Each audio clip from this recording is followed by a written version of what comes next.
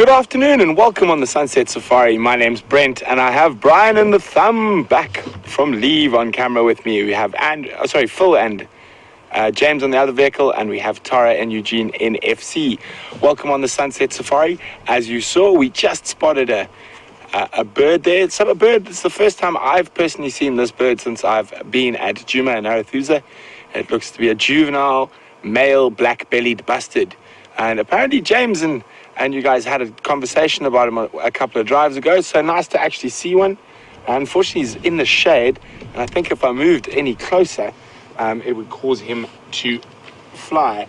The reason I think it's a juvenile male is that the fact that the belly isn't extending all the way back up to the base of the neck yet. I've still got a bit of dull colouring, but looks to be a juvenile black-bellied bustard. From what I'm guessing, just at this time of year, what he's feeding off there is probably harvested termites.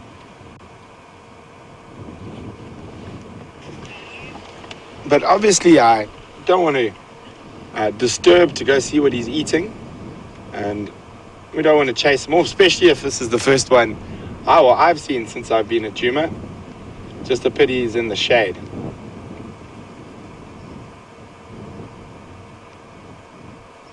So we had an update during the day from Nigel. Hi Nigel, thanks very much. Nigel just let us know that one of the lodges to the east of us has seen quarantine, and he was resting in a large jackalberry, and they also saw mvula in that area this morning. So thanks very much for that, Nige.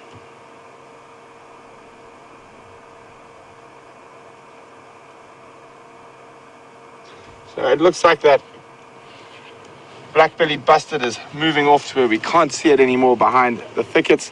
So we're going to continue on our plan. It is a really hot day. It's 29 degrees C, so that's about 82 or 83 Fahrenheit. So for a winter's day, really warm. And I'm hoping, since we haven't seen elephants for so long, that I'm going to go try find some ellies. I'm going to check all the water points, and hopefully we have some luck with that. So let's get moving.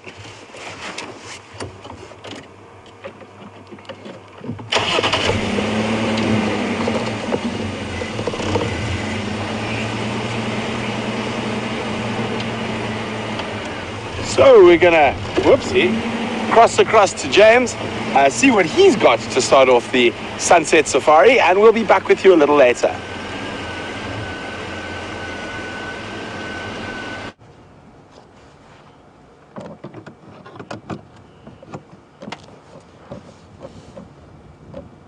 Welcome everybody to Wendy, who miraculously is still in fact mobile after 2 drives. This is surprising to us, of course. It is great relief to Eugene and to indeed Brent, so it means that he is not 3 hours alone. I hope you gave Brian a hearty welcome back. It's nice to have him back. We have Phil behind camera today over here, and we have some zebras off to the left of us who have now taken fright at the sound of my voice, which is a little disconcerting and sad, I find. We've had a lovely day so far. It's a balmy sort of 26 or 27 degrees, I imagine. I'm sure Brent gave you the accurate temperature. No clouds in sight, which is the status quo for the winter time. And so my plan this afternoon was to try and find some elephants. It was sort of the plan this morning. We failed. So we will continue, not giving up, and stoically forging ahead in these trying times. And we're going to check sort of from waterhole to waterhole as we go. Please remember, we love your questions. We had some great discussion today about birds and their tails and their forked tails.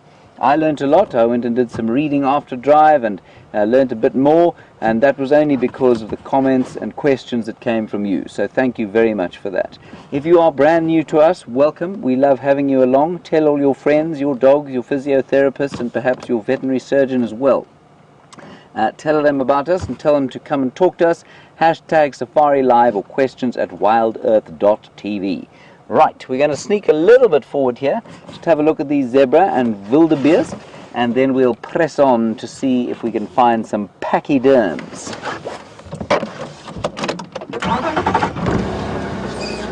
Throaty roar of Wendy's engine.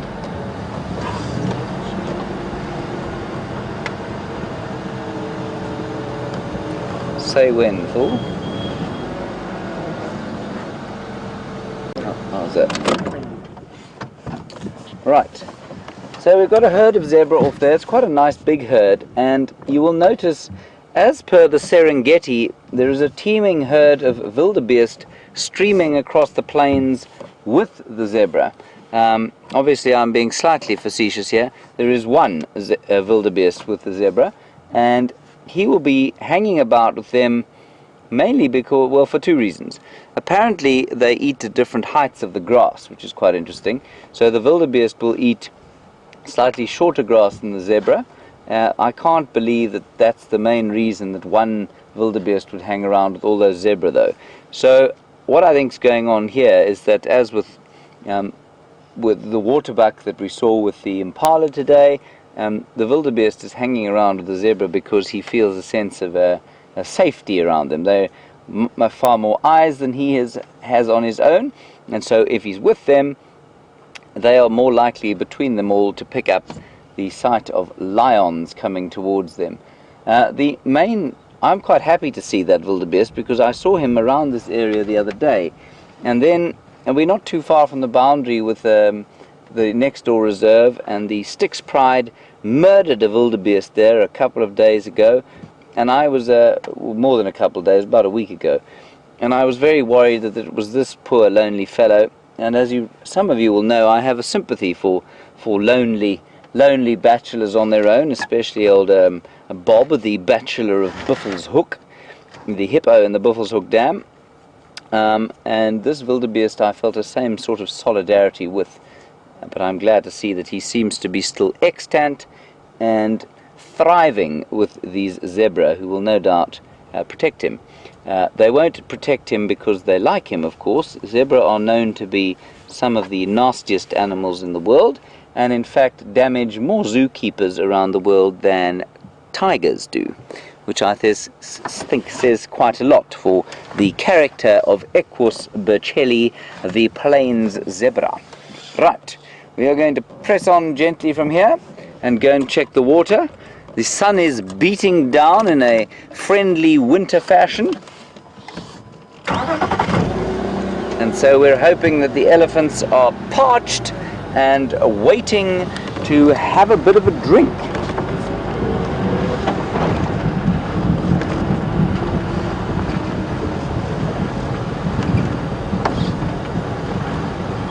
Oh, sorry Phil, we might get quite a nice view of him or her. It looks like a stallion. It is indeed a stallion. The way to tell, apart from the obvious, of course, is that he has a very thick neck, much thicker than the mares, and he will normally be, I mean, he's a bit bigger too. If you see, he's quite heavy. If you see him compared to the one in the background, he's quite a lot thicker set than she is. And he also will normally hang around at the back of the group like this for protection. So the oldest mare, his oldest wife, will lead the group, and he will sit at the back like this and make sure, or try and make sure, that nothing comes after him or his wives and children. He's a large fellow, that. About 350 kilograms, a big stallion zebra, which is about 850 to 900 pounds, I think. It's pretty big. You often hear the story, and I'm sure Brent has told you this, or Scott, over the last few weeks and years or months, that zebra always look healthy. And they do generally look healthy because they look fat. And they look fat because of the gases in the hind gut. And those gases are, of course, what escape when the zebra runs, resulting in some rather unpleasant flatulence noises. And after that, so when a zebra is not healthy, what generally tends to happen is the mane will lie down on the side of the neck, as opposed to standing dead upright like all of these ones are. Okay, elephants, here we come, we hope. very nicely framed, those zebra, by silver cluster leaf trees.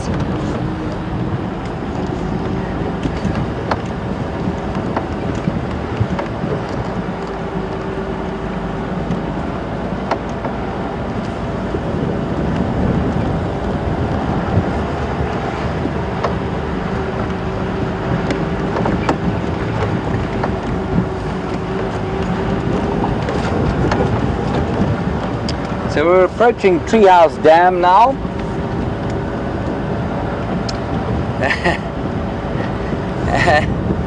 And the ubiquitous beefaloes are in attendance. And, oh, Phil, just pass off there. So, no elephants there. I think we'll leave those beefaloes for a bit later and head on to try and find some elephants in Arathusa.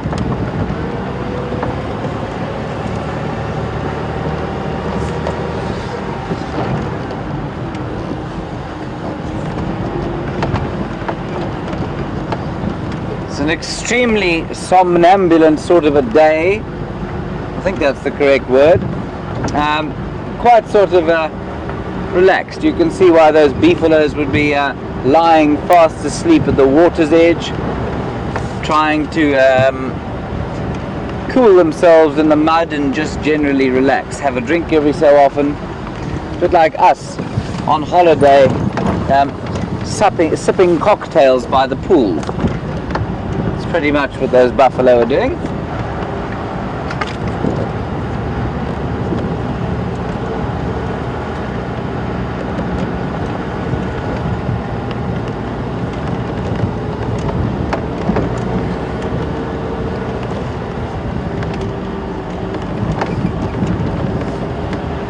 So far, nothing in the way of elephant tracks.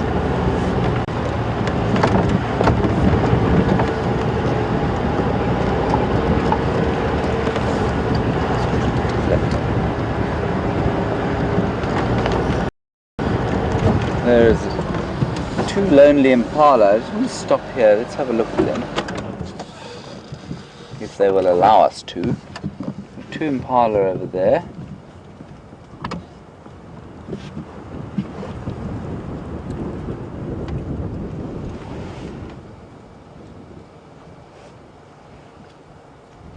And one ram, and in the background there, that's the thing that you can see in the top sort of mid right hand side of your screen is a steenbok.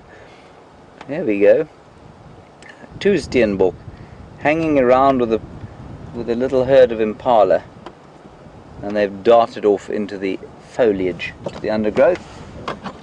Those impala would undoubtedly have gone down to drink today, or will be about to go and do so at Treehouse Dam. Well, that is what impala must do every day. Without water, impala cannot survive in an area, especially as it gets dry like it will now during the winter time.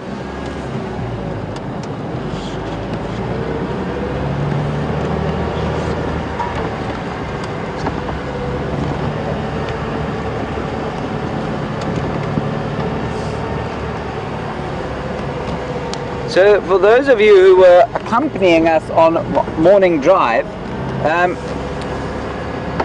we had an excellent sort of a chat about birds' tails and the shapes of them, and I have a conundrum and I cannot get it straight in my head, and so I thought I'd pose it to you. I did a bit of reading while we were having our downtime, and the conundrum is as follows.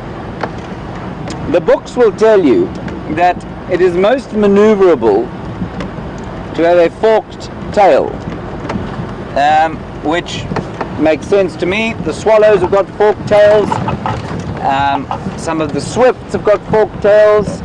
The drongo, which started this lengthy treatise that we've been going on about, has a forked tail, and indeed some of the most maneuverable raptors have forked tails. And they are the most maneuverable birds. They are the birds that catch things the most. But the other end of the scale, you have the swift, or things like a bomb spine tail, which has no tail at all, a bit like a batelier. Now what this does is to make you extremely unstable. It's quite difficult to balance, but it does reduce drag. But if you've ever watched a swift moving in the air, which I'm sure you all have, they flit around in an astonishingly maneuverable way. So why is it then that some of the most maneuverable birds in the world, like the swallows, or the crowned eagle, or the black sparrowhawk, have a long tail, and some of the most maneuverable birds in the world, like the swifts or bomb spinetail, have no tails? Any ideas? I'd love to hear what they are.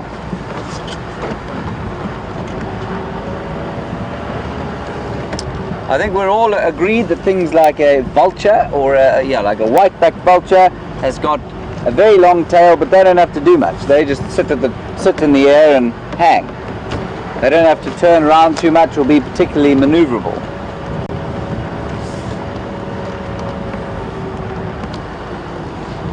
And I found the book that I read was pretty ambivalent about it. Kind of glossed over the point.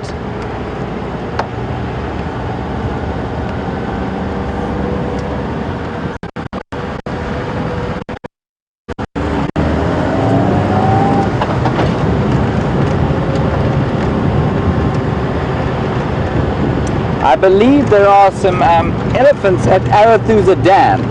We are definitely going to head in that direction. Thank you for the zoomies and those of you who are taking heed of what's going on in Arathusa.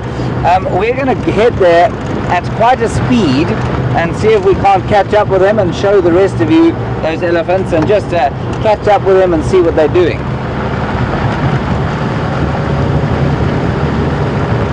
So we're probably about 10 minutes away from that area.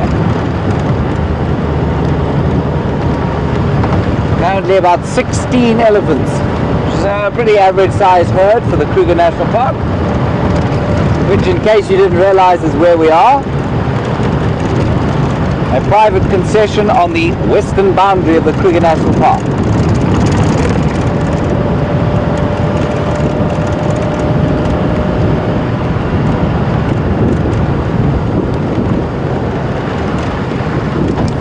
Right, and while we drive at a slightly astonishing speed, we're going to cross over to Brent so that you don't get nauseous or seasick while we go, and I'll see you a bit later. Wish me luck.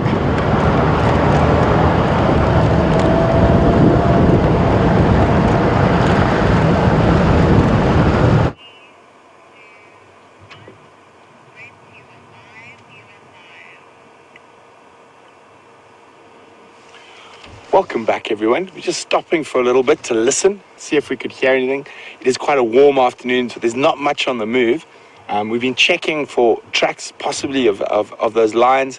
I only saw one lioness track leaving our area, so there is a possibility that other Styx female has kept her cubs in this myriad of drainage lines to the south of us here. So I'm going to keep checking carefully. If she has, I'm quite sure she might pop up around Twin Dams, maybe a bit later where there's some water. So we're going to check the other water points and see what else we can find.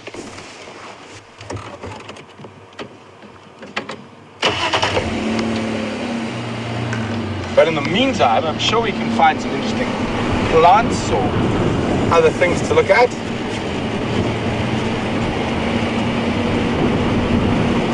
Quite a strong breeze as well, which also makes gambling a little bit difficult because the animals are going to be a little bit more jumpy when the wind's out.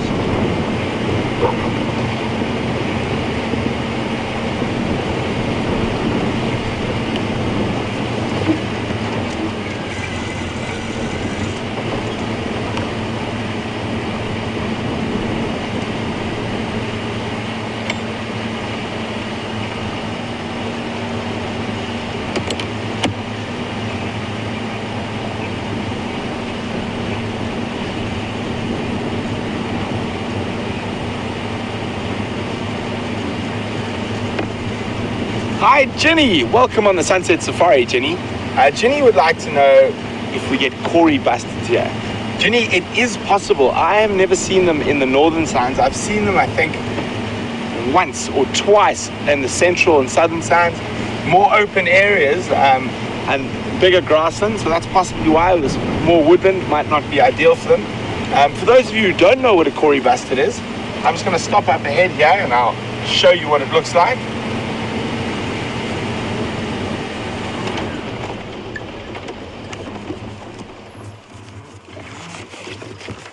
So the most common of the bustard family that we get in this area is the red-crested Koran.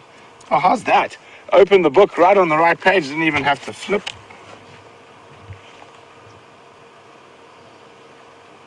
So there is a Cory bustard. It is the heaviest flying bird in the world. Considered to be a delicacy by certain African tribes. But generally it prefers more arid grasslands, and the Lowveld is right on the edge of its range. And I'll show you the map of it now. If you come across a little bit here, please. There we go. You can see that little sliver there, right on the edge, is where we are. And the majority of its territory, or its habitat that it prefers in southern Africa, is Botswana, Namibia, the Karoo, and then it occurs northern Tanzania, Kenya, up into Ethiopia, Somalia. So more arid grasslands, but a really, really interesting bird. We do see them from time to time, especially if you go further east of here in the Kruger National Park on the big basalt plains where there's lots of grass. You see them there quite regularly. But you never know, we could easily, possibly spot one. Hopefully.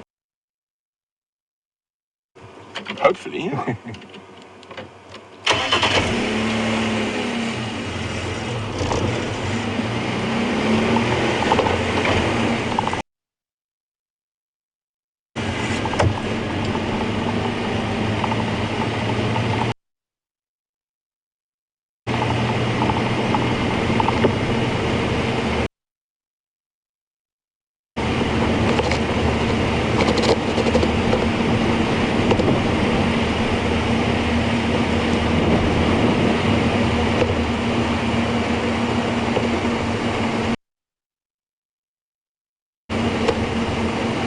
There is a specific tree on this road that I'm looking for. We're not too far away.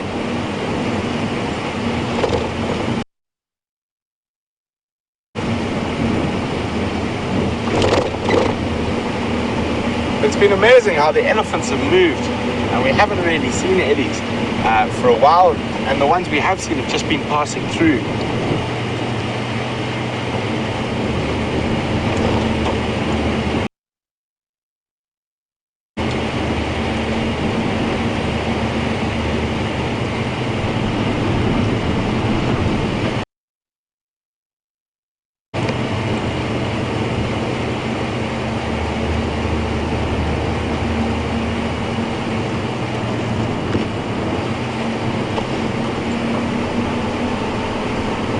So we're checking the eastern boundary at the moment. There are rumors of a cheetah. I say rumors. Brian and I think we're one of the only two who didn't see that cheetah when it decided to arrive. So even if there's a vague rumor of a cheetah, we're going to look for it. But I haven't seen any tracks yet.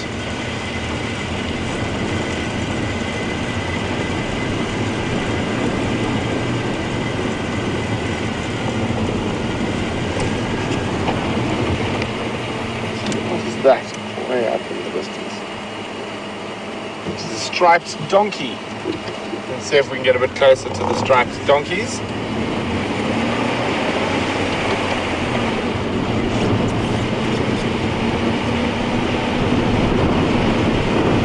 So there definitely seems to be quite a big influx with zebra since we've hit this drier time.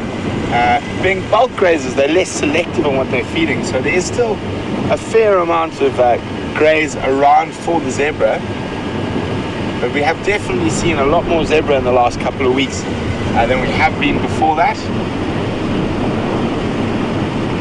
Well, in my time, it's Juma.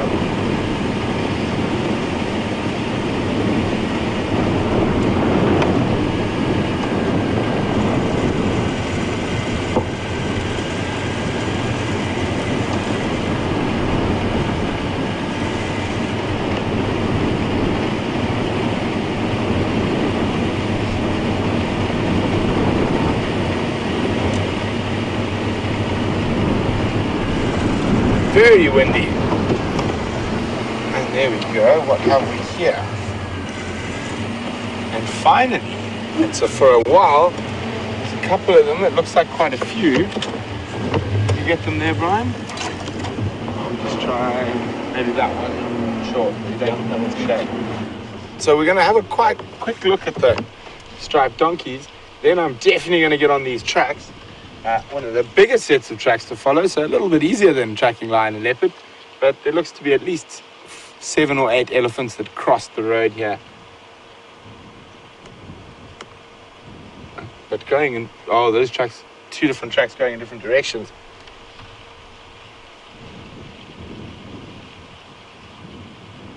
No, they're definitely heading into Juma, so that's great news. I said we wanted to find some ellies, so we'll definitely go try have a look for them.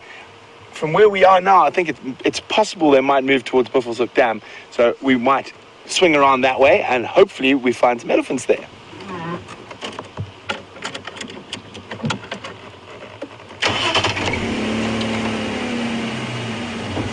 And even though it's been a windy day, those who are on the sunrise safari remember me showing how to age tracks.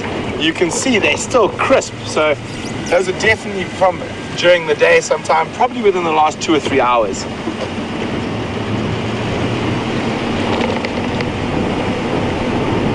Some more crossing there.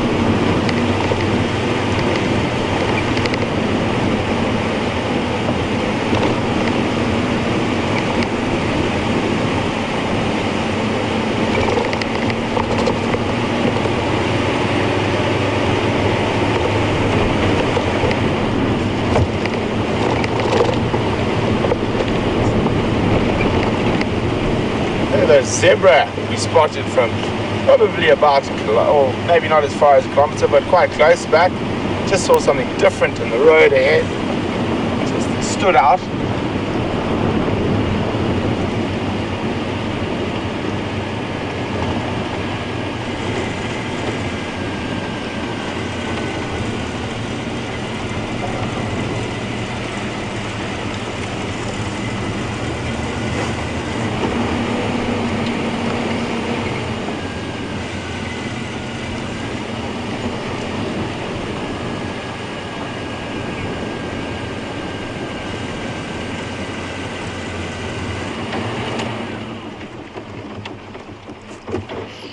Hi, Pamela.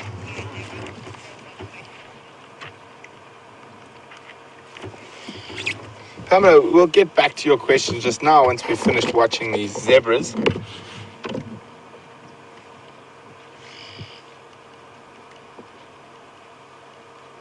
Quite a nice little group here. There's a youngster there. You can hear the oxpeckers on them.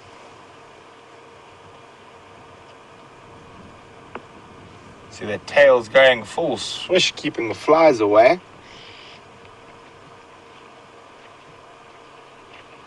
So let's see who can remember how to tell the difference between a male and a female zebra, apart from the obvious. You can send your answers to questions at wildearth.tv or use the hashtag #SafariLive on Twitter.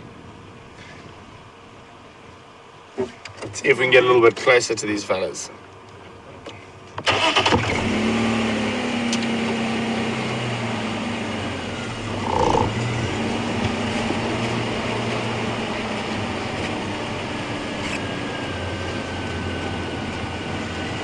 Stopped in the shade up ahead. It is quite a warm day.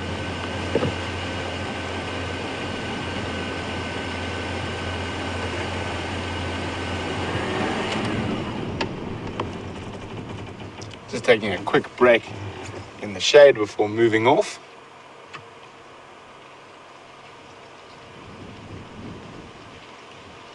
So one of the zebras are quite a difficult animal to see if they have lost condition because of the way their stomach works. Being high gut fermenters, they always look like they've got a full belly, and that's because they've got quite a lot of gas, and they are probably the most flatulent animal out here in the bush.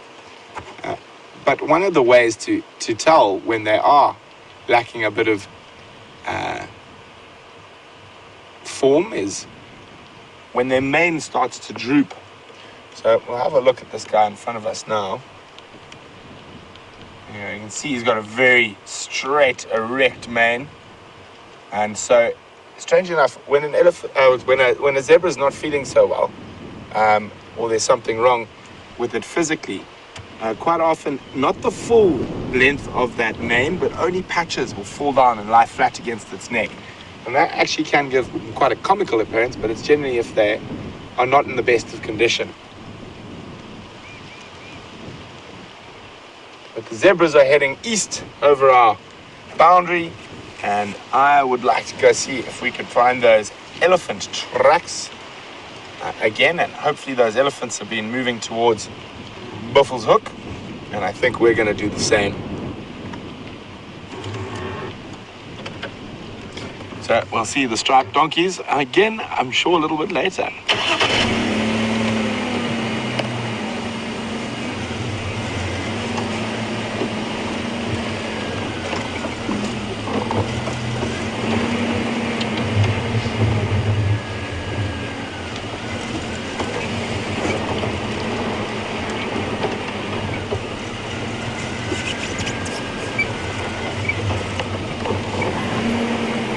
Hi Ginny, welcome on the Sunset Safari. Ginny would like to know, do zebras have a rutting season? Not really, Ginny. Zebras will give birth throughout the year, but they definitely do have a peak around the summer months when there's lots of nice fresh grass around. But thanks very much for that question, Ginny.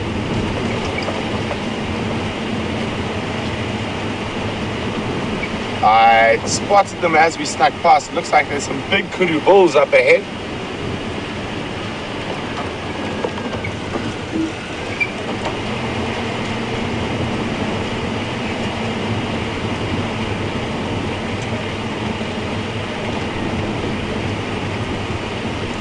Well done, Lynn and Pamela.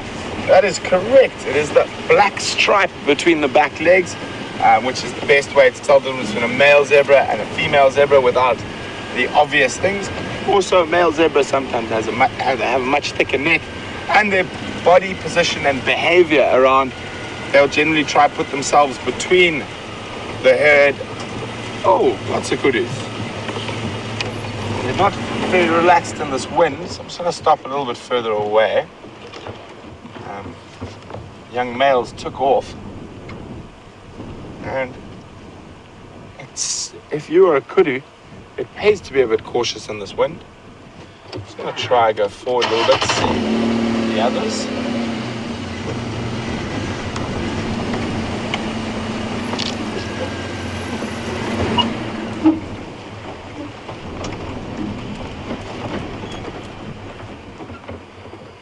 There we go. And that kudu is feeling off a little acacia, and a flaky bark acacia, or Acacia exuvialis.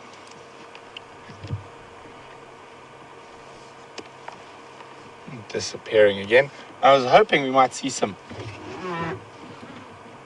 elephant tracks coming through here.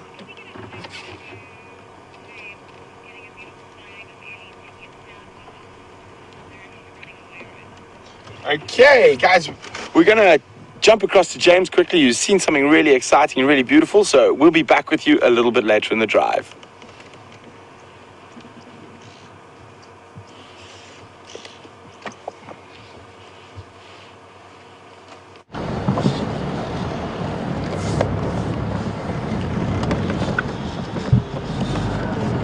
Welcome back, everybody. As promised, here are the elephants. I believe some of you have seen them at the dam already. They've finished their drink, and just before you joined us, they had the most amazing dust bath. And now they're wandering down the road, and we'll just see what they're going to do. As always with elephants, I'm going to be very cautious to start with, just so that they're completely comfortable with our presence, and then we'll try and get a bit closer and see what's going on. There's some little ones, tiny little ones there.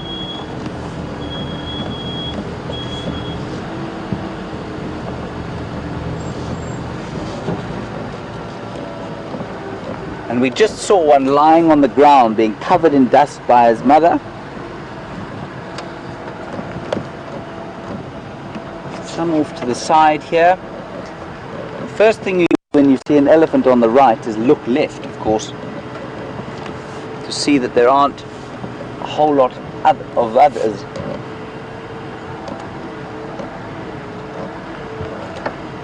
This herd seems pretty relaxed. There are quite a few of them.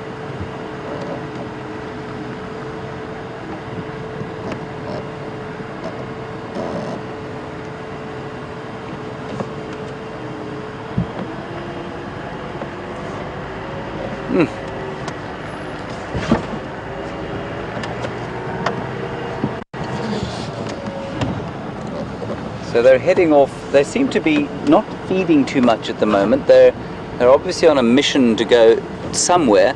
The one that you're looking on the right of screen is walking down a very well-worn path. So that's perhaps where they go. I don't want to separate the herd here, and there are some on the left-hand side of the road.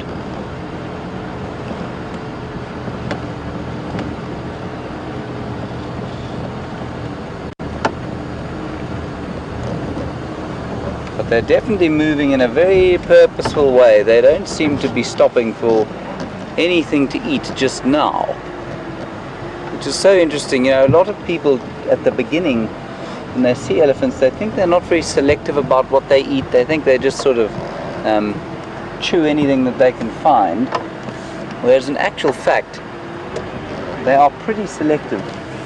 And I suspect they're heading towards some sort of area where they know, or the matriarch specifically knows, that there's something good to eat. And luckily for us, they're very kindly and considerately using the road, which is quite nice. You see the tiny little one there.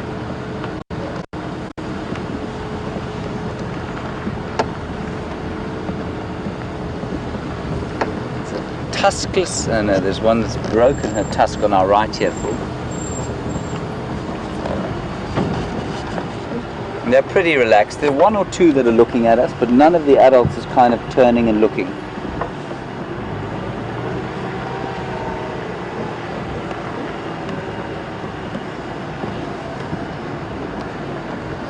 Now what to look for?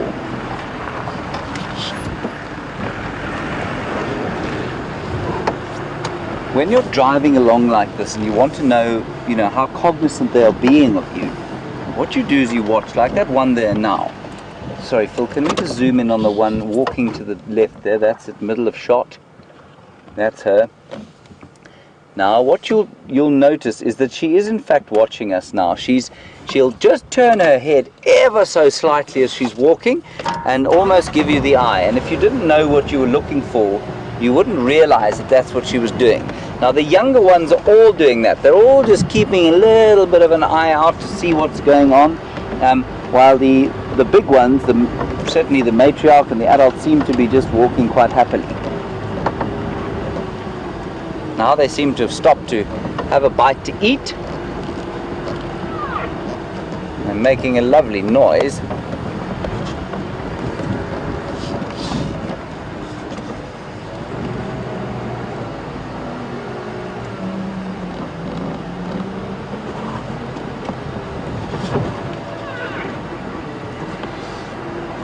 Hello Evan in North Carolina, a lovely question. Do elephants that live near the ocean go into the sea, and do they know how to swim? Isn't that a lovely sound? Elephants do. I have heard of some off the coast of West Africa where they're forest elephants, which are a different species from this. I have heard of them bathing a little bit in the sea. They don't swim so much as they walk on the bottom of fairly deep water. and they stick their trunks up. So I don't think strictly that they can swim, no.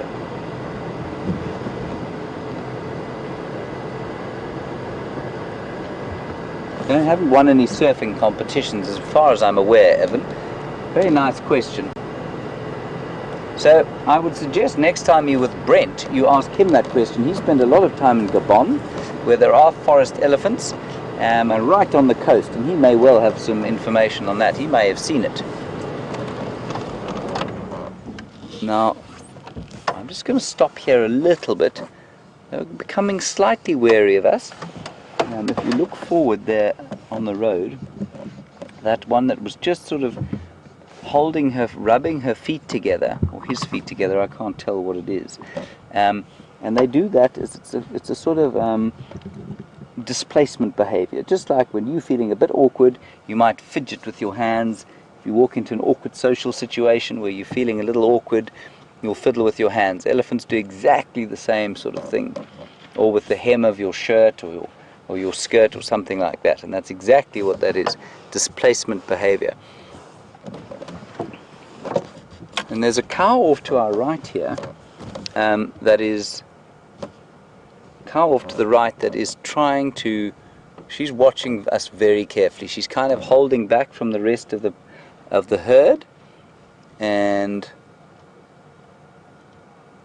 yeah, no, she's definitely being very wary about of what's going on. She's just disappeared through the bush there.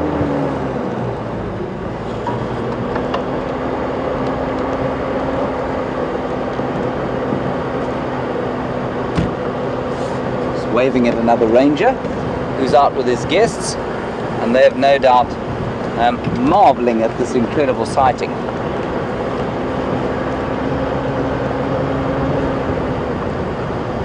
So they seem to have headed off into the bush here, some to our left and some to our right. They're still moving, they're not feeding yet, which is very interesting to me. There are one or two now that seem to have started to feed, and I'm going to be fascinated to know what they're feeding on. Because they definitely have been walking with a purpose. No, they're still following a path. They haven't stopped. And I'm not going to chase in after them. Phil, if you just follow this one going through here, you can see the path that she's walking on, and they've all actually followed onto a path just like that.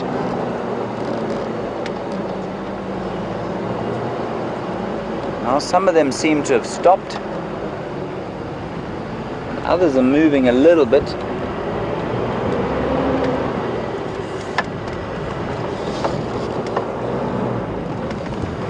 Rather than chase in there after them, I'm just going to see if we don't come to a bit of a clearing where they won't come out. Unfortunately, it doesn't look like it. I'm just going to see where this road goes round to. There are some there.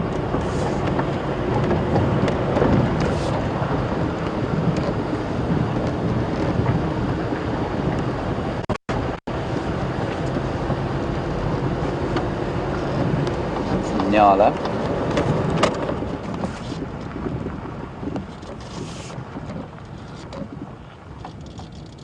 Hello, curious one. You ask a sort of anthropomorphic question. You'd like to know why it is that there was grass on the ground there, dry straw.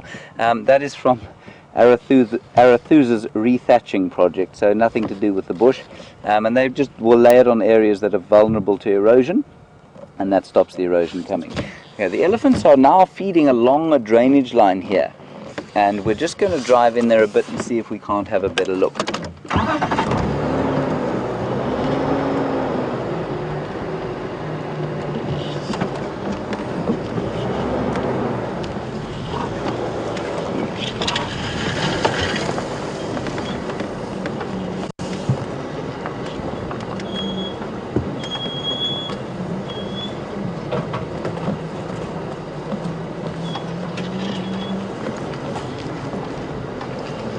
Hi Pamela, I'm just going to stop here. I like to be extra patient with elephants and just see if they don't come towards us rather than the other way around. It just tends to be a more more considerate way to view them. So while we're viewing that cow, I will ask you answer your question. You want to know, do you want to just get in, let's have a look at her, Phil. You want to know, have desert elephants ever visited the Sabi Sands? Pamela, there are two sort of aspects to this question. First thing to say is that a desert elephant is in fact exactly the same elephant as this. It's actually a desert adapted elephant. So they're not elephants that are different species, they've just adapted to living in the desert. Now, because of migration routes and that sort of thing, the desert adapted elephants are found in Namibia, which of course is thousands of kilometers from where we sit now. So a desert adapted elephant hasn't ever visited here, but they could absolutely survive in this environment, and likewise these elephants would probably adapt quite quickly to living in Namibia if they had to. So a desert adapted elephant, while being the same species, that's a lovely sight, while being the same species, will normally be slightly skinnier and slightly less well built than our variety, and that's because the food that they eat is not necessarily as abundant, and so they have to look a lot further for it. And so a bit like a long distance athlete, they will have to, and I just want to show you something. So this elephant will be a lot more sort of lean and mean, like a marathon runner versus a sprinter. That elephant is not happy now. She's feeling threatened by the three vehicles that are around here, and it's not because anybody's doing anything wrong, it's just how it is. And she's quite young, so she's got that experience. She's a bit worried about it. We're going to follow gently behind and try and catch up with the rest of the herd, which I think is just headed on through this drainage line here.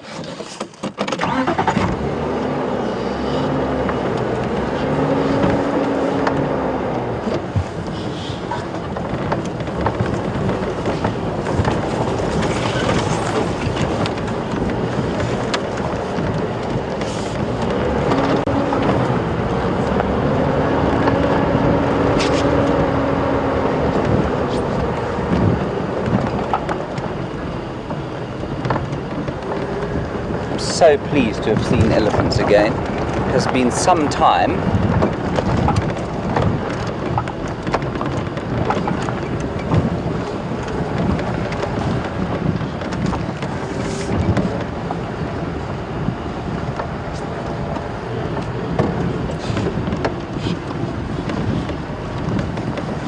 Now I'm going to follow these two chaps in here because they know this landscape. Oh, there she is. She was hiding from us. Yeah, she's not very happy. She's okay.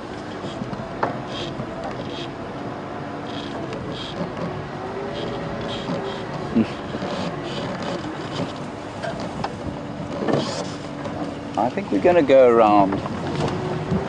See if we can't get a better view from around the side. Don't want to go bashing through there after them.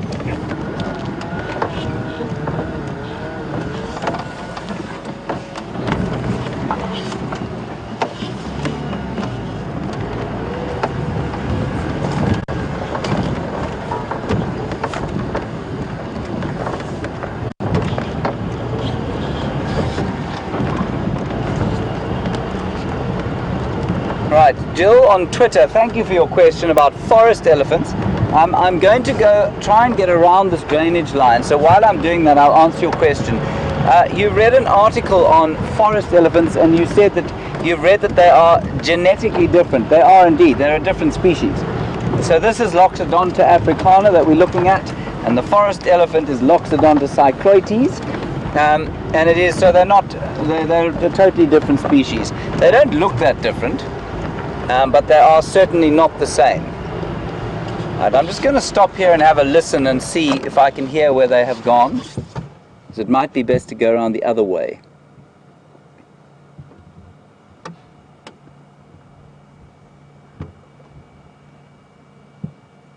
Yeah, I think we're going to have to go for a bit of a bundu bash.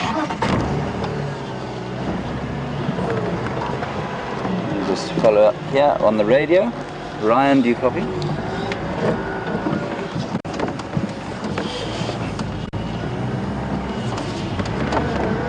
Hi Ryan, have you still got visual there?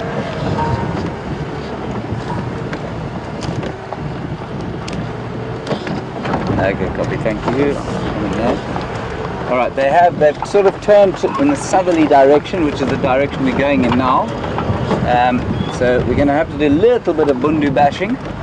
But as that slightly nervous cow has moved off, I'm not too worried about it.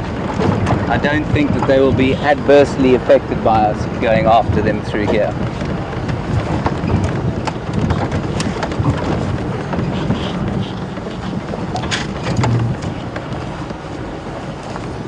Right, now, can I get this Land Rover down here is the question. Well, I'm sure I can get it down, yeah, but I would not get up from there. that would have been the end of that.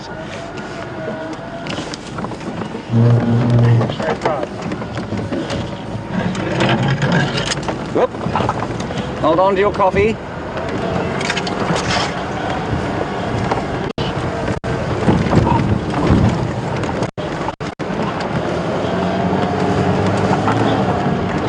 Go.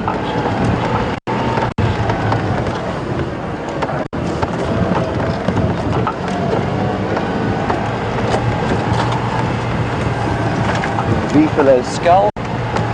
Watch your head here, Will. At least pull.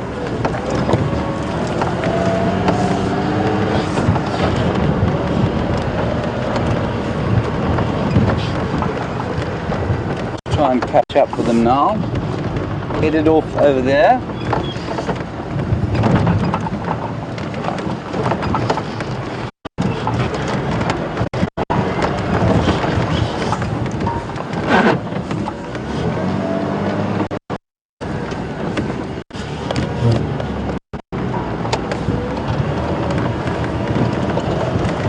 Hello Dennis in Massachusetts.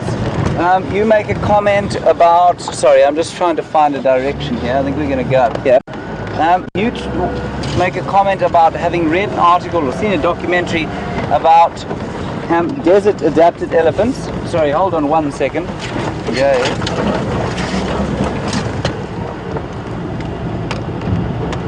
And how that their legs are longer and their feet are wider splayed to help them as they travel longer distances and over the rocks, some fairly nasty rocky areas, and that is in fact correct. But it's not a different species, remember that. It's just an adaptation in exactly the same way as people in different parts of the world, although we're all the same species, we've adapted different sort of phenotypes. And a phenotype is the sort of body shape. So there in front of us is a game drive, and beyond that is an elephant.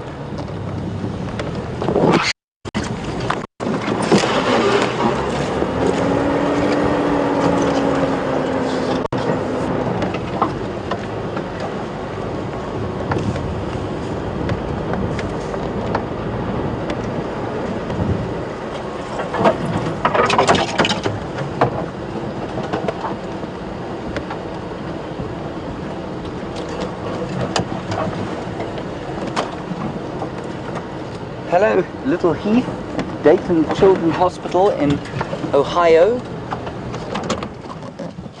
I wonder if we could get that little one there full. No, he's probably...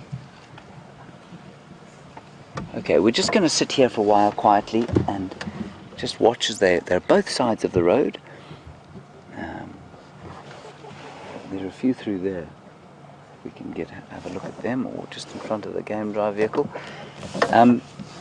Heath, you want to know if they are nervous of thunder and lightning, the babies. They are probably, to start with, they probably are. We don't get a huge amount of thunder and lightning out here. I believe it's thundering and lightning there in Ohio. Here, we don't get a huge amount of it, and I'm sure initially they are scared. But just like with you guys, or with human beings, they have parents, or mothers especially, that comfort them and teach them that there's nothing to worry about. And that's elephant society works a lot like that, where the females, mothers will pay a huge amount of attention to their babies, and they'll help them to understand that thunder and lightning is nothing to be afraid of, even out here. I'm going to sneak a little bit forward and see if we can't get a slightly better view. They are in some thick bush. I don't think they're going to be in this thick bush for long, so I think it's worth hanging around for a while. Thanks for your question, Heath. I had a dog once who was terrified of thunder and lightning, and no matter what we did, he used to stick his nose into the corner whenever there was a storm.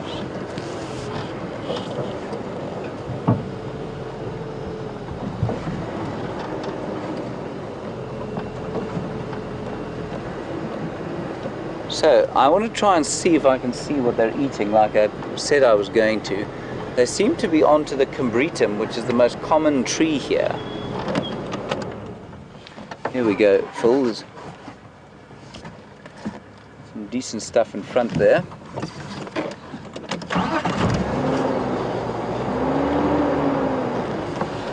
So quite thick bush, like I say, which I'm sorry about, but we'll just persevere, because I'm sure they'll go into clearing at some stage. Oh, there's some nice ones up ahead on the left.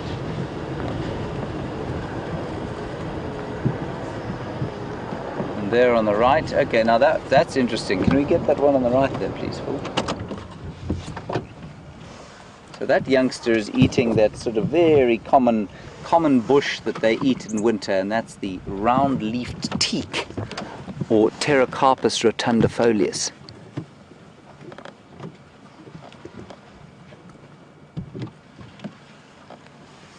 There we go. And they tend to eat that mainly in the winter time, and mainly the bark. So let's see if the little one pulls a stick out and then chews the bark off, or he's eating the leaves. The moment he's eating the leaves.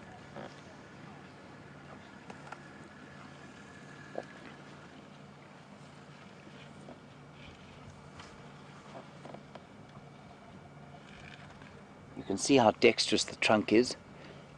Now the other one there that's coming into picture just now, just behind there. There we go. She seems to be eating a sickle bush. That's what's in her mouth, sickle bush, Dicrostachys. And interestingly, Dicrostachys, in fact, she's selecting for that quite nicely through there. Dicrostachys in areas that don't have elephants in them become terrible bush encroachment species.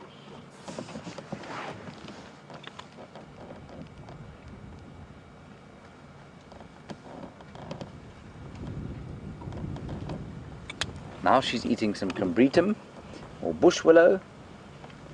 She's having a real fruit salad. Now let's see. Now watch her. Watch this. Snap. Now watch. Watch how the bark disappears. Look at that. So now she's grinding it between her molars, and it's hopefully going to come. Look at it coming out the other end there without the bark on it. See that? I've so often explained it and so seldom been able to show it to people. Isn't that wonderful? See how it comes out completely stripped. See if she does it again. There we go.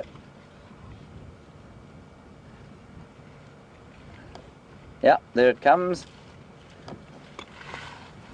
So that's mostly what they do to these trees. They don't always eat the leaves. You can see she's almost ignoring the leaves and pulling them off.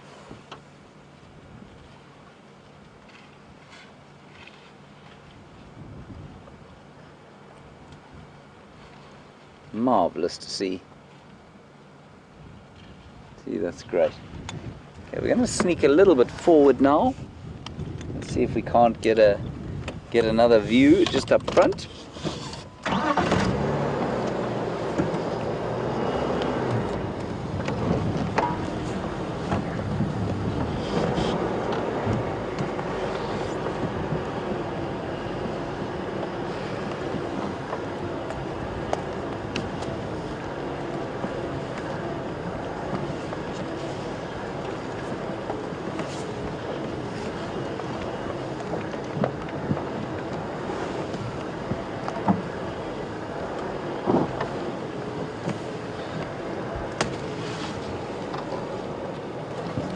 just going to stop here briefly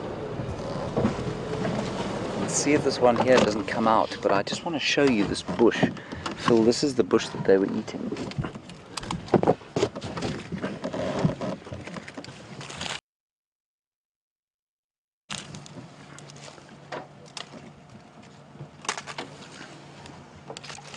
This is the roundleaf teak, or Pterocarpus rotundifolius. And what they do is they put it into their mouths, and it comes out clear of that bark, which is exactly what you saw happening there. I'm going to see if I can get a view of the one just in front of us here.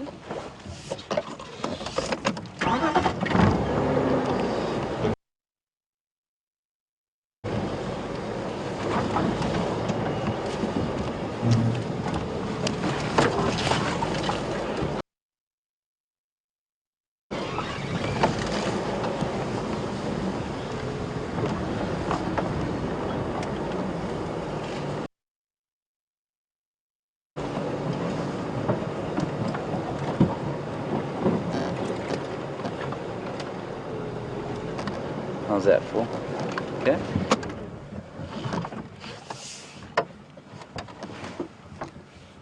Now this to me looks like a young bull.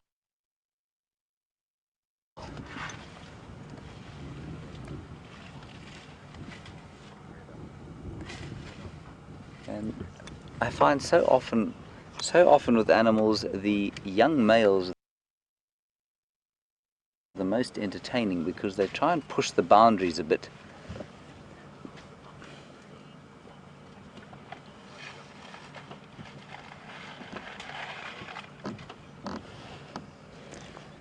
Hello John, you want to know about the uneaten leaves of the round-leafed teak, and what happens to them, and do they get eaten? I've actually never seen any other animal eat a round-leaf teak bush, which is quite interesting. I know humans use it to make an eye ointment. They crush up the leaves and soak them in water, I think, but I've never seen them eaten by any other herbivore. Good question. I'll keep an eye out for it, but I do know, in areas that don't have elephants in them, you can make furniture out of these round-leaf teaks, these scraggly little things that you can see here. So I suspect that they are not heavily browsed by much else.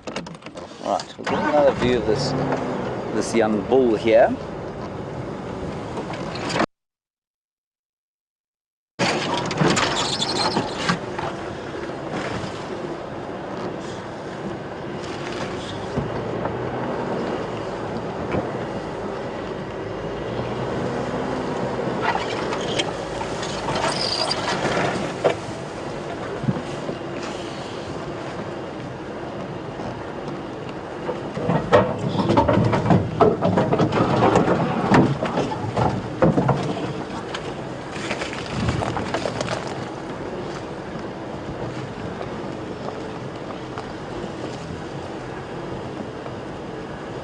A little baby there in front of us.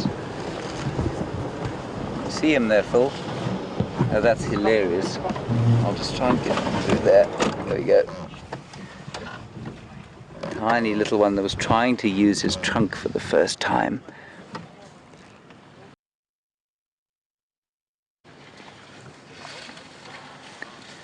It always makes me speak slightly more quietly when I'm this close to such an enormous beast. He's now scratching himself in a fairly unflattering manner.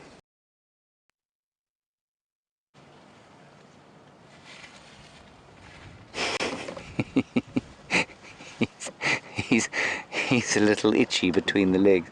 I'm sorry, that's not a bull at all. That is a cow, and that's obviously her baby in front of us that we'll be looking at. That we are looking at, sorry.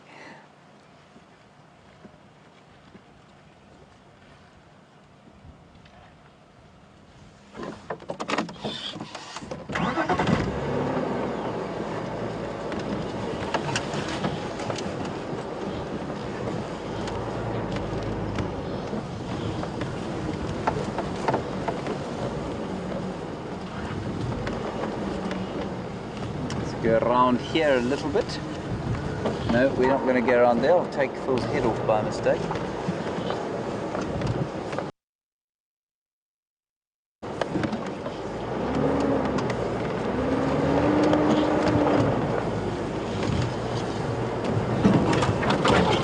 Are you leaving?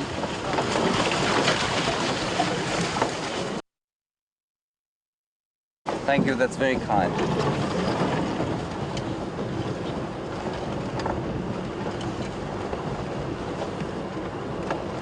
Right, we're going to follow them up through this nice area, thick area, and just see if it doesn't lead us out into a nice clearing where we might get a better view of all of them.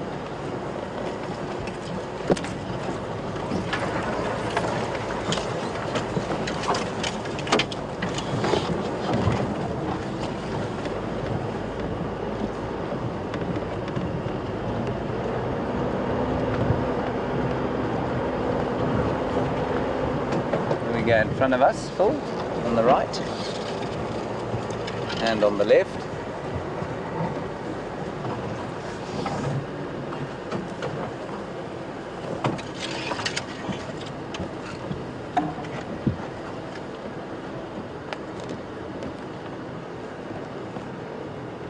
Very gently go through here. Don't want to give them a fright unnecessarily. See the little baby there. We won't stop here for long. And that's the one who was scratching herself and her little baby.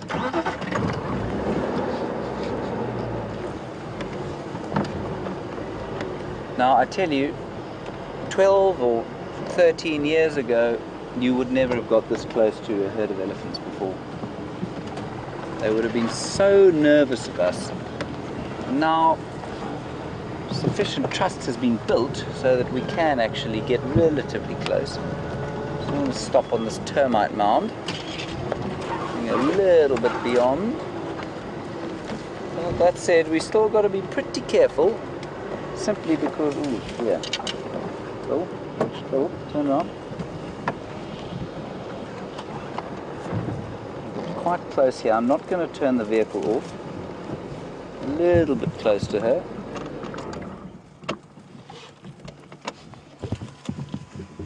She looks pretty relaxed.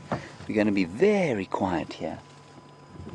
She's being very confiding, which is very kind of her. But I have blocked her way slightly, which I don't like to do.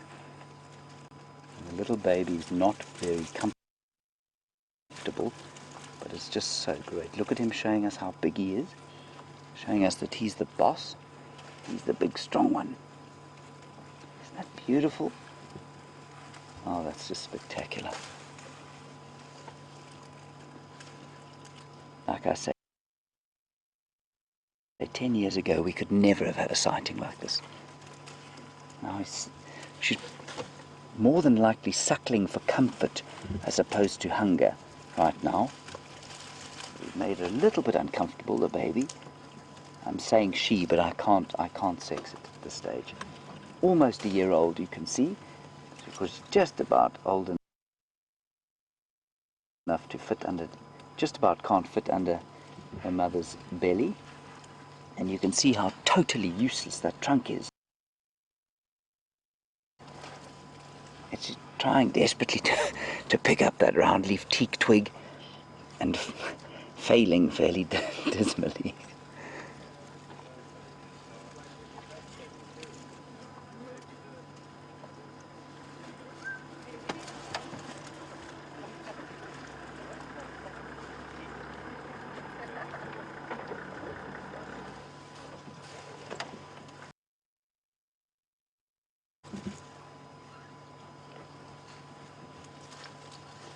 This is so special, to be this close to an elephant.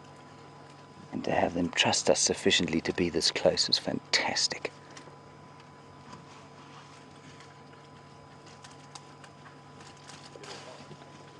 So the little one is sort of charging us, which is quite interesting.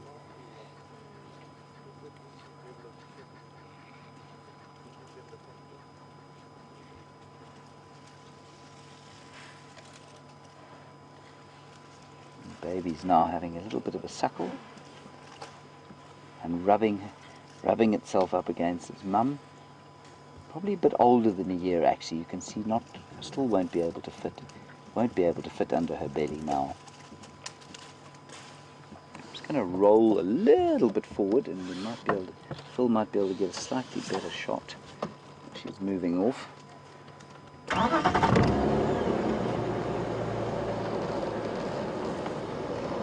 Causing a little bit of discomfort here. I'm just going to move back and out of her way, just so that she can get past us.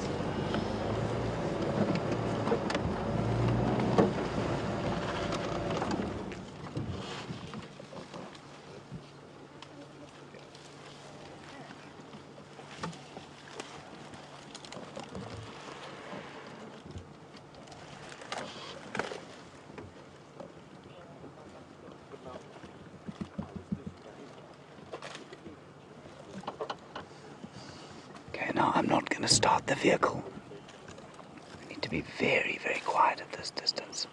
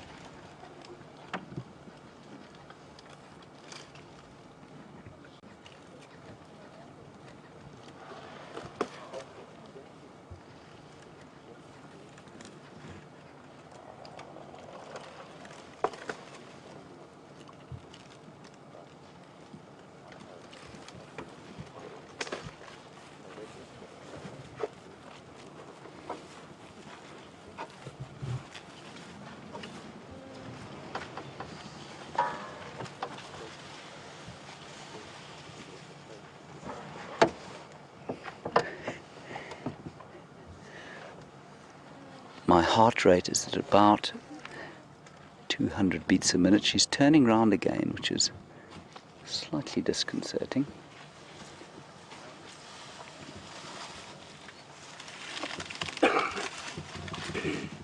She's come back for a second bite at that bush.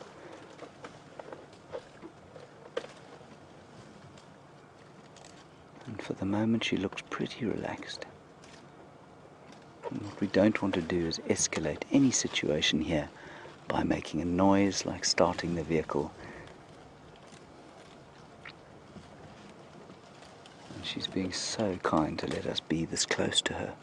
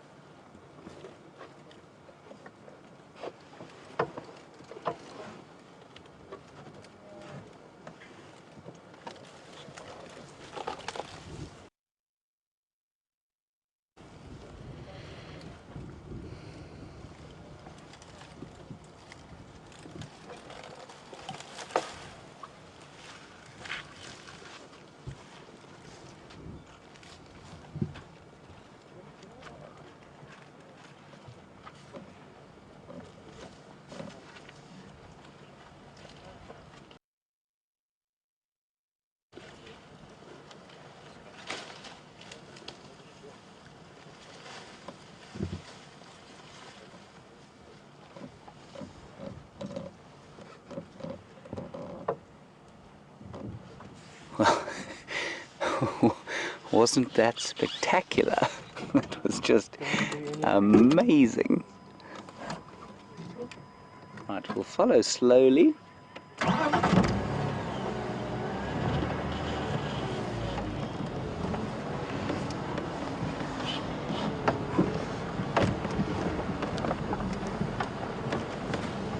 Hello Kelvin in Pennsylvania, aged 7. I'm very happy to have you on board this afternoon. That was possibly one of the best elephant sightings I've ever had. You want to know how far they can walk? It's a good question. they do walk quite far, quite big distances. Just depends on where the water is. So in winter they'll move a lot further than they will in summer because water is further apart. But they will generally move in this area, I don't think much more than 5 to 10 kilometers a day, maybe 10. But in places like Botswana or Namibia, where there's, they live in quite dry, arid regions, they can travel up to 50 kilometers a day if they have to, and sometimes the babies really struggle with that. Very nice question, Calvin. Struggle with that. Very nice question, Calvin. You keep them coming.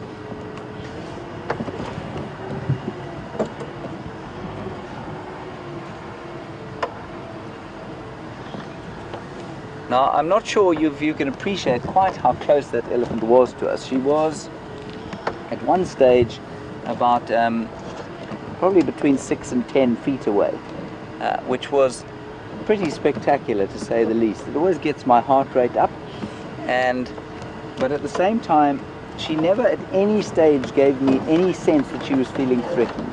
She certainly had a look in her eye that said, that's enough, don't push it too far from here. But she seemed pretty comfortable with us, which is just, it's such a privilege.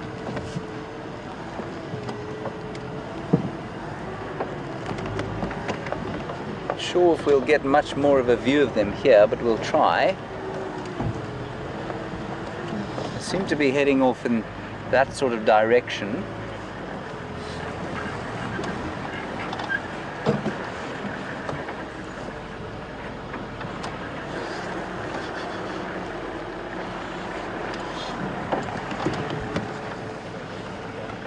Hello Raisa, nice question, thank you. You want to know, will a cow elephant, will she kneel down in order to allow for her newborn calf to suckle? The answer is yes, she probably will. Teats are probably just about the right height, but certainly she will kneel down if she needs to.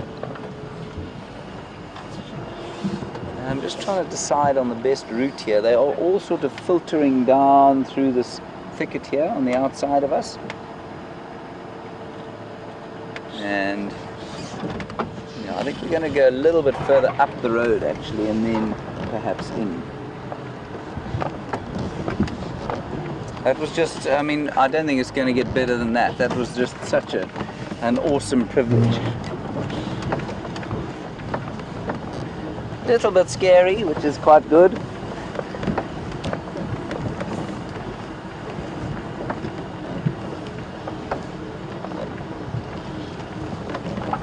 And while we look for this lot of elephants, apparently my old mate Brent has managed to find some. So we're going to go across to him, and you'll enjoy them with him for a while I see if I can catch up with these ones.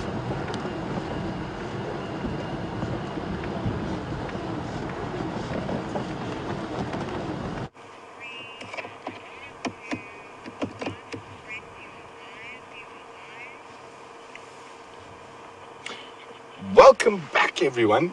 So from one pachyderm sighting to the next, Brian and I have literally driven the majority of Djuma today, and this is, apart from the zebra and the kudu, this is pretty much the first animal we've seen outside a single steenbok. So we were quite excited when we found them, and it looks like a little breeding herd. We've got a female, looks like probably about 1.5 to 2 years old youngster there, and there's another young male off to the left, but they are coming out of some grey thickets, so there could be a few more behind. And it doesn't look like they've drunk yet this evening, so maybe if we're lucky they might head down towards Treehouse Dam, which is the closest, or not, because she's changed her mind, seems to be coming straight towards me.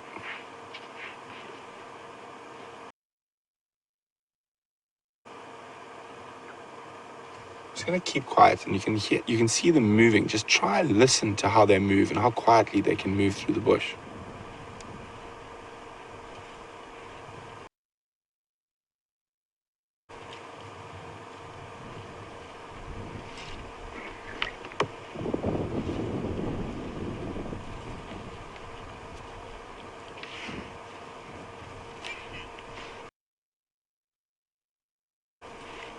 Isn't it incredible how an animal that big can move so quietly?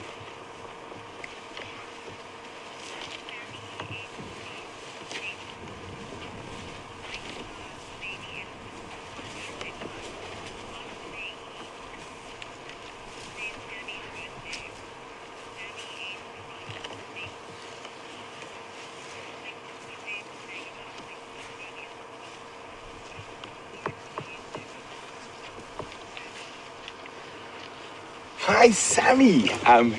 Happy birthday to you, Sammy. Sammy has turned 12 today, and Sammy's from the Dayton Children's Hospital in Ohio. Well, a very happy birthday from all of us here at WildEarth. I hope you're having a fantastic day and you've been spoiled rotten. And even something else is coming to say happy birthday to you. Well, Sammy's question is that, coming off of what James is saying, how difficult it is for a baby elephant to learn how to use its trunk. How do they eat? Well, Sammy, when they're that small, they're drinking their mother's milk. So they don't need to learn how to use their trunk until they're a bit older. I'm just going to make sure they don't disappear, but we've got a young bull who's still nice and close to us here. And beautiful late afternoon light on him. And the others have stopped off in the bush a little bit, just waiting to see if there's not possibly more members of this herd. Quite interesting. He looks to be eating sage, which I haven't seen them do too often.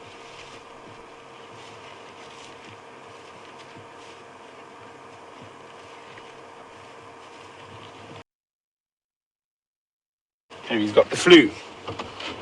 Sage is a common traditional remedy for colds and flus. I'm just going to move the vehicle forward a little bit.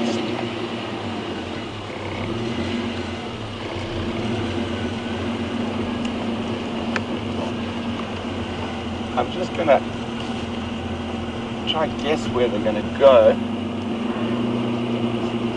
Especially with a wind like this today, I don't want to bash and crash after elephants off-road. They can get a little bit upset, and obviously we don't want to upset the elephants, and we want to watch them in their natural state.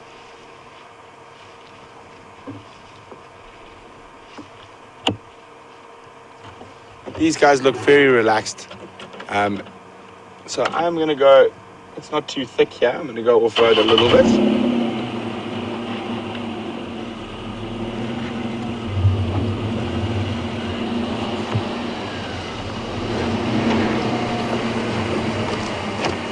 So I put the vehicle into low range, keeps the revs lower, and I can move slower. And for an animal like an elephant, if you rev the vehicle a lot, it can be sometimes taken as a threatening sound. And obviously we don't want to threaten the ellies.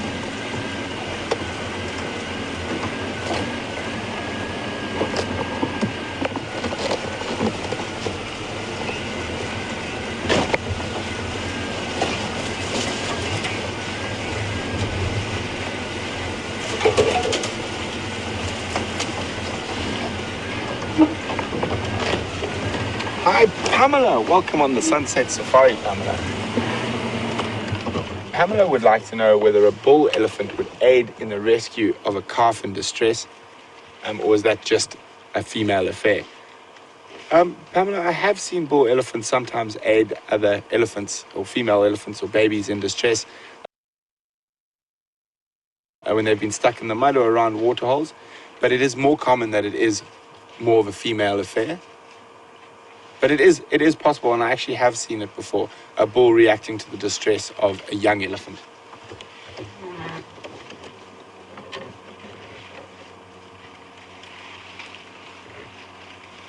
So we're just going to try to loop around in front of them and let them walk towards us.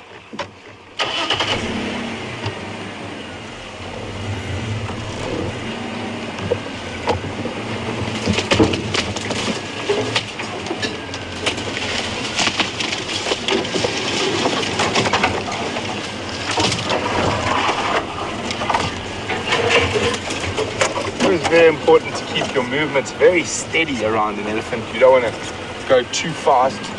You want to try and keep a nice steady pace. And this lets them know you're not a threat.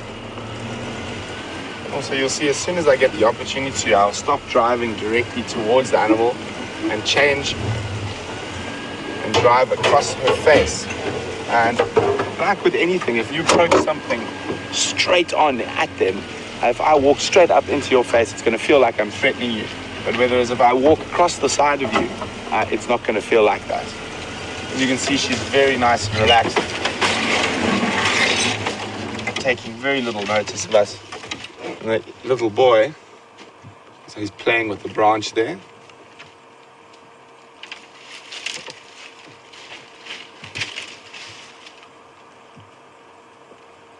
So she is still lactating, and even though he is feeding on leaves now, I would think he still drinks quite a bit of mother's milk. So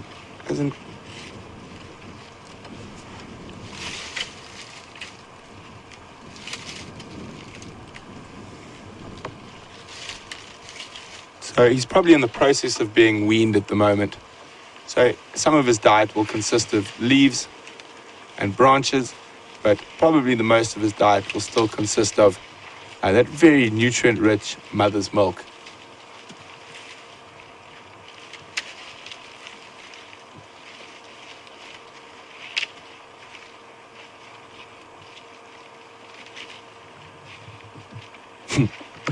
Filling his mouth full.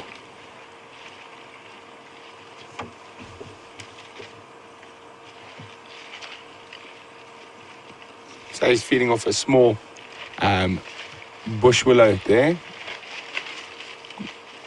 Bush willows aren't the most nutritious tree out in the bush, but with an animal like an elephant that has to eat such an incredible amount, they do make up a fair percentage of diet at this time of the year.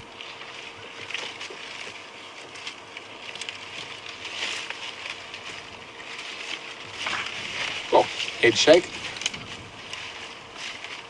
You can see the young bulls also feeding off bush willow. It looks like a large fruited bush willow.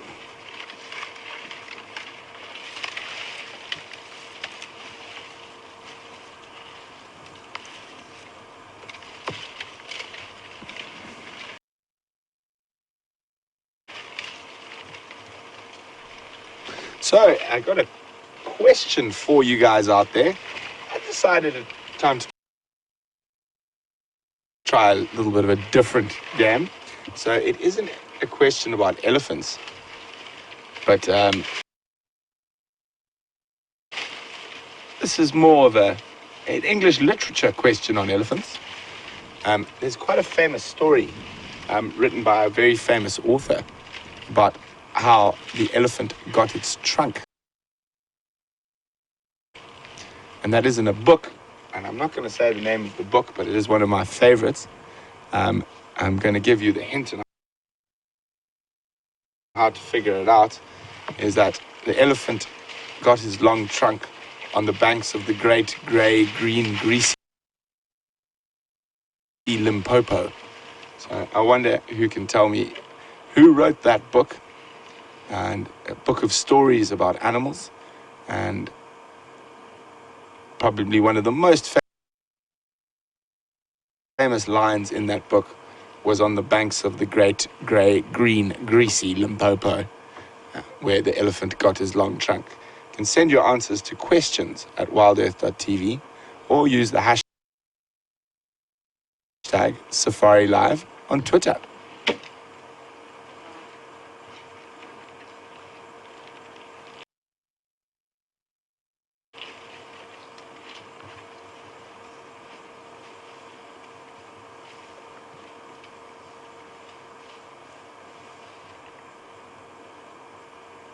Again, eating sage. I don't think I've seen elephants eat sage this much. I mean, maybe accidentally when eating other stuff, but he seems to actually like the sage. He's got a more refined taste than other elephants.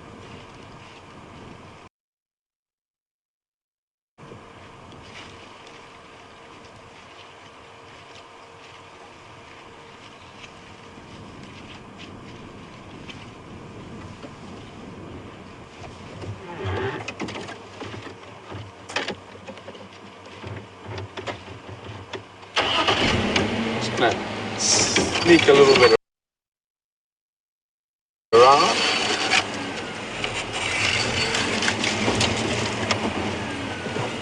So just judging from the general demeanor of these animals, they are very relaxed. So, and the bush here is quite open. So I do feel comfortable that we're not going to disturb them or aggravate them by driving off-road with them. But like with most animals, if you know how to read their body language, they will let you know if you should go closer or not, just by their general demeanor.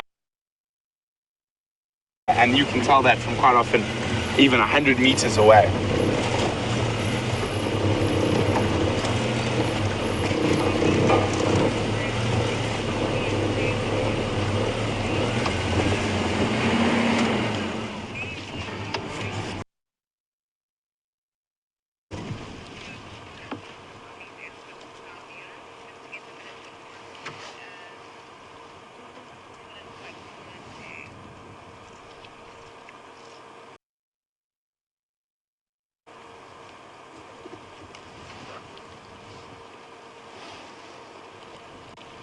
So it's going to be interesting to see who can get the answer to this quiz, because it's a bit different from the other quizzes. An English literature quiz.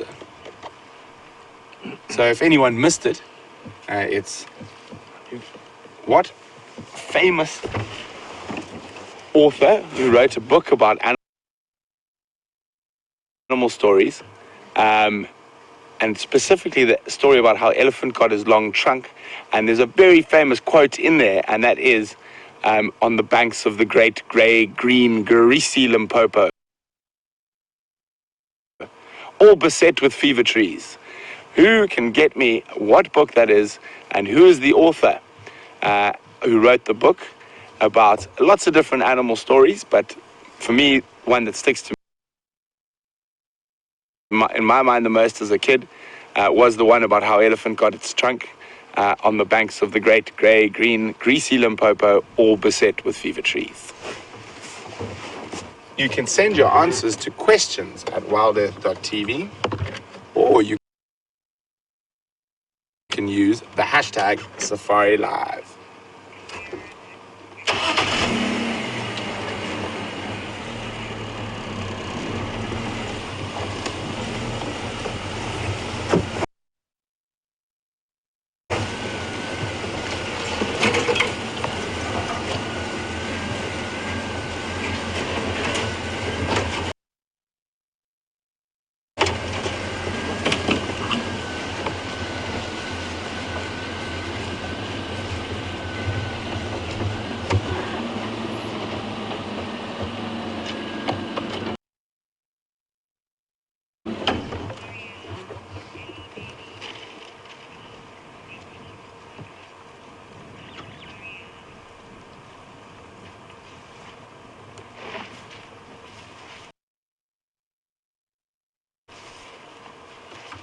Hi, Marianne. Marianne would like to know, are elephant babies born with teeth? Or do they teed like us? They are born with teeth, but they are normally born with a very small set of baby tusks that they will lose at about a year old, and then their main set of tusks will come through. An elephant has 6 sets of teeth throughout their life, and those first set of baby teeth they lose at about the end of the first year. I've got a sneaky suspicion these guys might be slowly making their way down towards water. It is still quite far.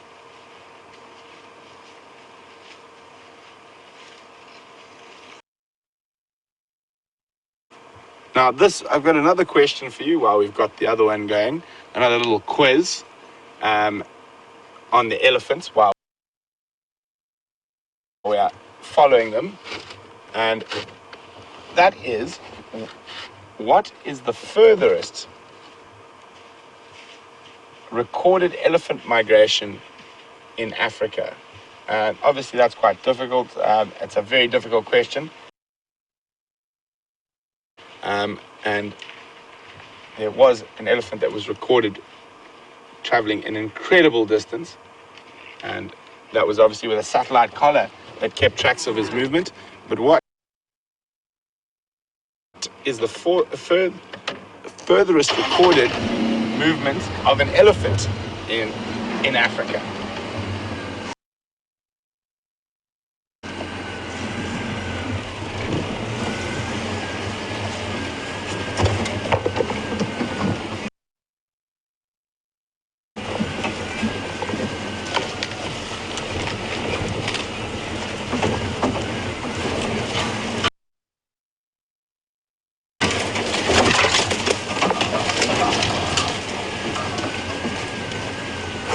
Well done to Holly, Lynn and Sharon, who got the answer to that question about the book.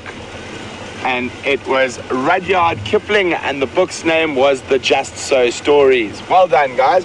One of my favorite books as a kid and as an adult.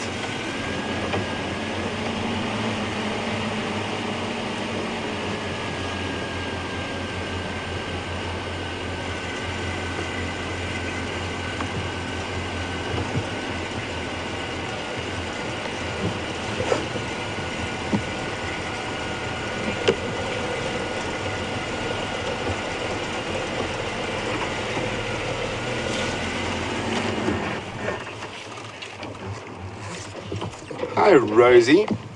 Rosie would like to know what the white stuff in the corner of their eyes is. Rosie, I'm going to try to get a close-up for you now. There we go. That's just sort of fluid from the eye that's dripped out and congealed there on the corner of the eye. Similar to what sleep, when we wake up, we've got that sort of congealed stuff in the corner of our eyes that we call sleep. It would be a similar thing in an elephant, but it's obviously just the fluid from the eye that has come out there at a certain point and has built up and congealed.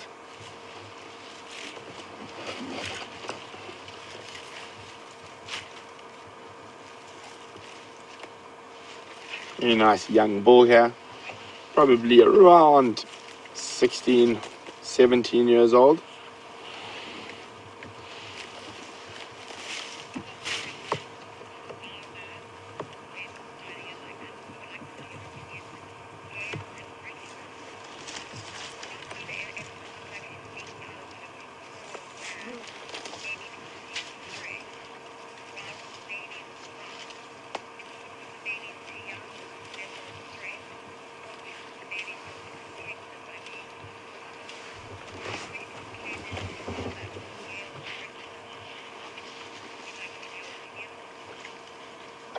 Hi, Gail from Richmond.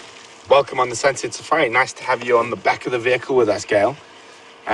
Gail asked a question a bit earlier to James. Now, just checking on my opinion, said the one female elephant they saw was secreting from her temporal glands. She had a calf, and that wasn't secreting. And she wanted to know, is this because the baby was too young to understand or feel stress? And was she secreting because of stress of having a baby, or was the baby not secreting because it felt safe because from its mom? So, well, Gail, there's a lot of discussion over temporal glands that I've listened to over the years, and it is sometimes a sign of stress or pressure, although it isn't always. Sometimes it could be a sign of estrus, but if she's got a baby, that's unlikely. It is also quite a lot of elephants, specifically females, and specifically females in large herds will secrete from their temporal glands during the dry season when there's a lack of food and water. So a form of stress, but it has also been known that sometimes certain elephants just secrete even when they are not stressed. So this young bull is now probably 6 foot from the side of the vehicle. He's walked close to us into our space, and quite interesting, it looks like he's feeding off a tiny little acacia that was trying to get going, but obviously it's going to be a bit difficult when an elephant plucks you. Just making sure there's nothing left.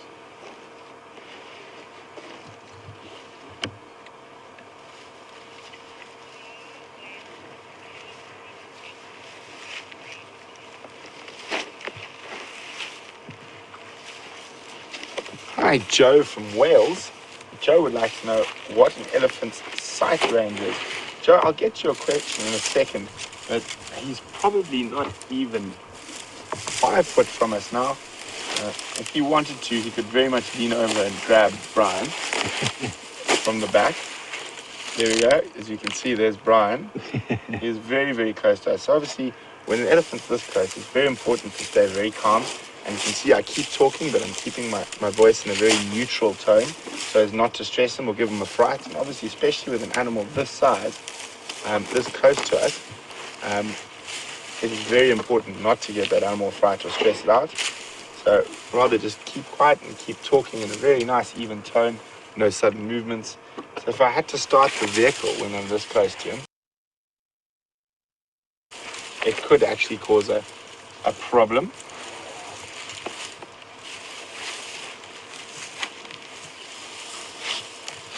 The girl was wondering about an elephant's sight. Can we get a close-up on the eye there, sorry, while we've got this opportunity. And there you can see that fluid from the eye, and you probably find what it is, it's also dispelling a lot of the dust and stuff that might come into contact with an elephant's eye. It's not as easy as like us that we could wipe it or wipe our eye. So you probably find, I'm not 100% sure, but that's what I think. Probably the eye will start secreting to get rid of dust and other irritants that might have got stuck on the lens. So Gail's asking about what is an elephant's sight range. Traditionally, elephants were quite often thought to have quite poor sight. In my experience, I tend to disagree with that a little bit. Obviously, their hearing and smell are phenomenal, but I definitely think they can see quite well. I've walked across big open clearings and that, and they've definitely picked me up at well over 100 meters.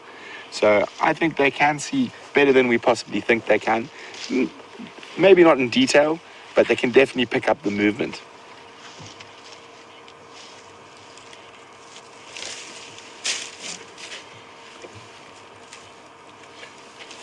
So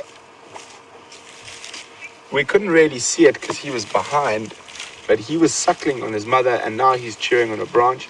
I think he's going to come and show us how big and strong he is.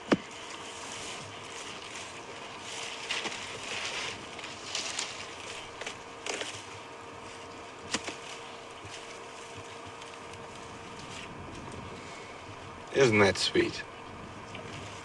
It's amazing that we're able to sit with these animals and they have no negative connotations with us in the vehicles, and they carry on their daily life completely ignoring us.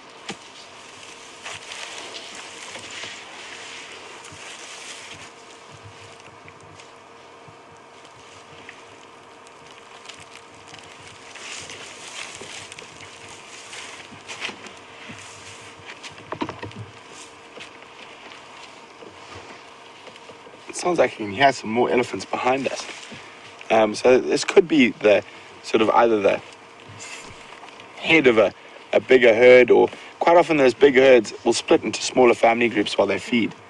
But I mean, as you can see, taking absolutely no notice of us.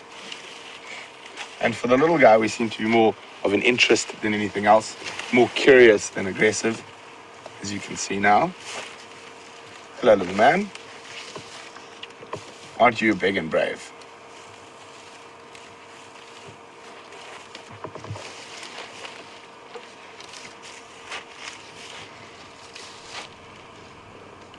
He's actually putting his trunk out, and smelt me. Obviously, I smell quite bad because he took a few steps back from that. And then this little chap here. Oh, it's so nice to spend some time with Ellie's again. Oh, you're so big and scary, yes.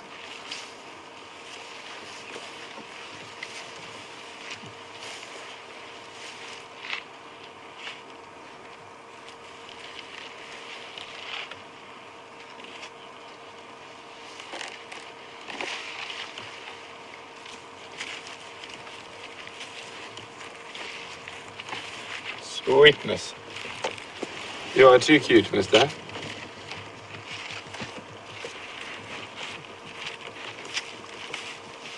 Wasn't that absolutely fantastic? Having those Ellies so close to us. And we haven't seen Ellies for a while, so it's really, really nice to have such an amazing, relaxed sighting with them. And they're just sort of... Wasn't that absolutely fantastic? Having those Ellies so close to us. And we haven't seen Ellies for a while, so it's really, really nice to have such an amazing, relaxed sighting with them. And they're just sort of around us. I mean, that was incredible. It must be awesome to be first day back, Brian. Yeah, have yeah, some fantastic. Ellies around you. Fantastic. Oh, that was special.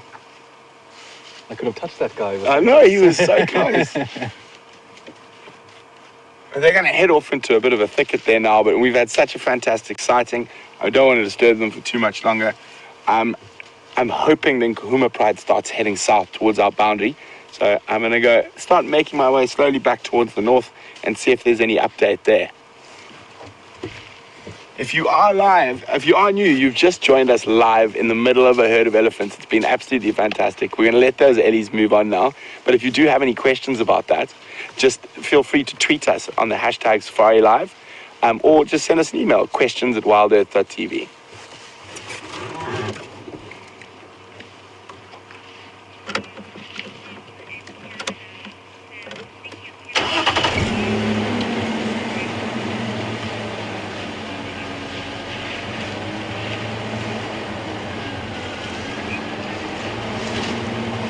Hi, Liv from Canada. Speaking of Kipling, as Liv says, could I give a little synopsis of how the elephant got his long trunk in the Just So stories? Well, the story goes that a young male elephant, and in those days elephants had no trunk, just a normal tiny little trunk, and the young male elephant decided to go on an adventure and wandered away from his family. And on his adventures, it took him to the banks of the great grey, green, greasy Limpopo River, all beset with fever trees. And he met various different animals, if I remember correctly, on the way, and he discussed things with them about why the kudu had horns and all sorts of things like that. Eventually arrived on the banks of the great grey, green, greasy Limpopo River, all beset with fever trees, and met the crocodile. And the crocodile saw this as a great opportunity to get a nice, easy meal, a young elephant, and spoke to there's more elephants ahead, and spoke to the young elephant and said, well, just come closer. And the elephant was a very curious chap, very interested in everything. And basically, as he got low enough, the crocodile jumped up, snapped his nose, and they had a massive tug of war, and which is how the elephant got his long trunk. A massive battle ensued with the young Ellie pulling and the crocodile trying to pull him into the water. And at the end of the day, the Ellie managed to escape. And that's how elephants from then on had long trunks.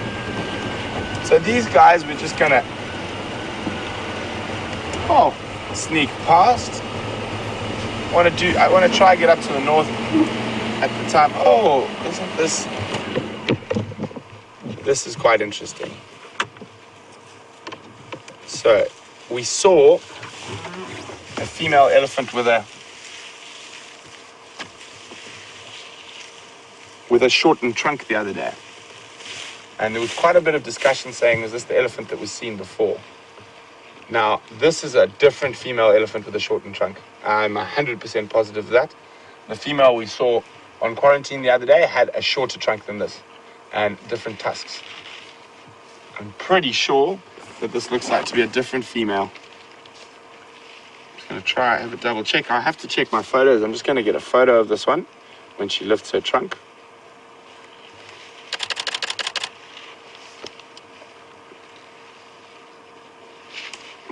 Could be wrong, but I don't think so. But this is possibly another elephant with a shortened trunk.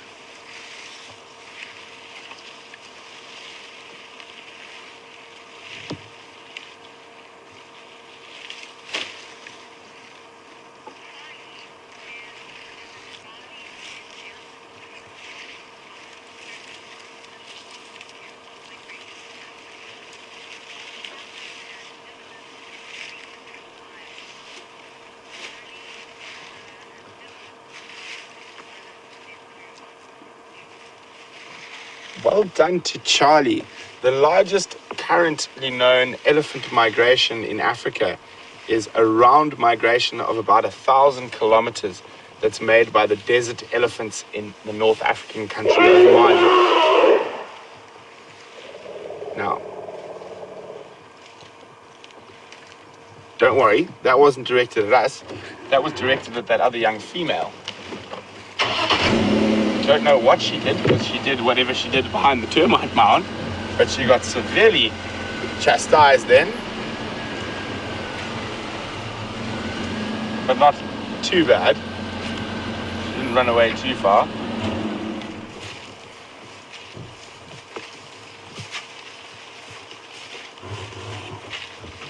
There we go, a little Ellie sunset action.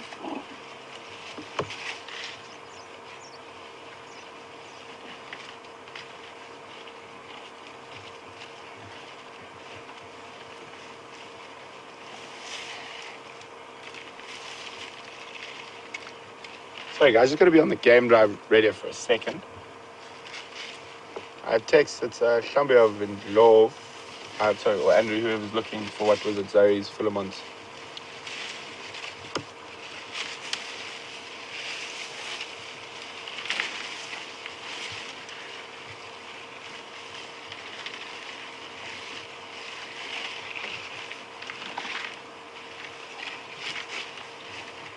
Confirm what's the exact position there?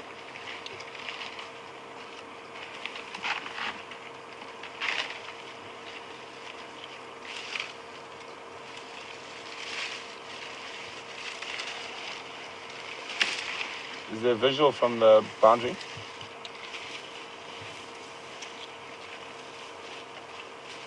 Copy, thanks very much.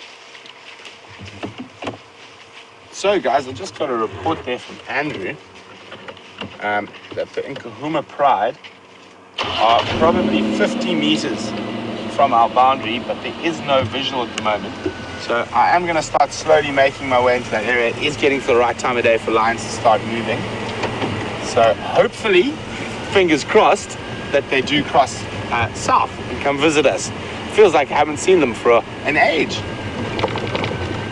But back to that Ellie now we just saw with the shortened trunk. I'm quite sure it's a different one, but I'm quite sure the cause of the shortened trunk is the same. More than likely a snare that was set out for another type of animal like an impala or whatnot by subsistence poachers who are sort of hunting for meat to feed their family. Probably not here. As I said, the elephants move quite far, and the elephant would have accidentally got its trunk caught in that snare. So very sad, but as you can see how amazing and adaptable animals are. That is completely healed, and she's managed to learn how to use it, even though it is quite a lot shorter, and she doesn't have that really dexterous prehensile tip to the trunk.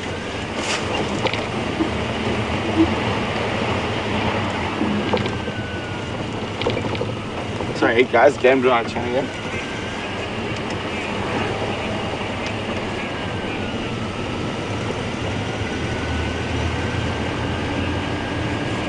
So while we make our way towards the northern boundary with our fingers crossed for those kitty cats, we're going to cross back to James and see what he's been up to for the last while, and we'll see you hopefully with some lions a little bit later on the drive.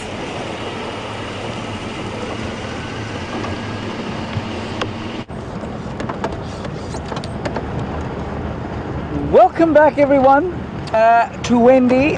We have returned to Juma, where we have hoped, we're heading back towards Treehouse Dam. I believe you've had some good elephants with Brent. You had some good elephants with us, so you've had quite a good elephant afternoon really. We're going to see what's at the water. And in fact, there are a lot of beefaloes at the water. So let's have a look at them. We'll go onto the dam wall.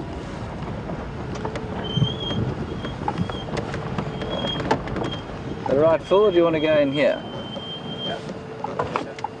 Yeah, we'll stop here as well. Now we'll go a little bit closer. Try and not make them run away.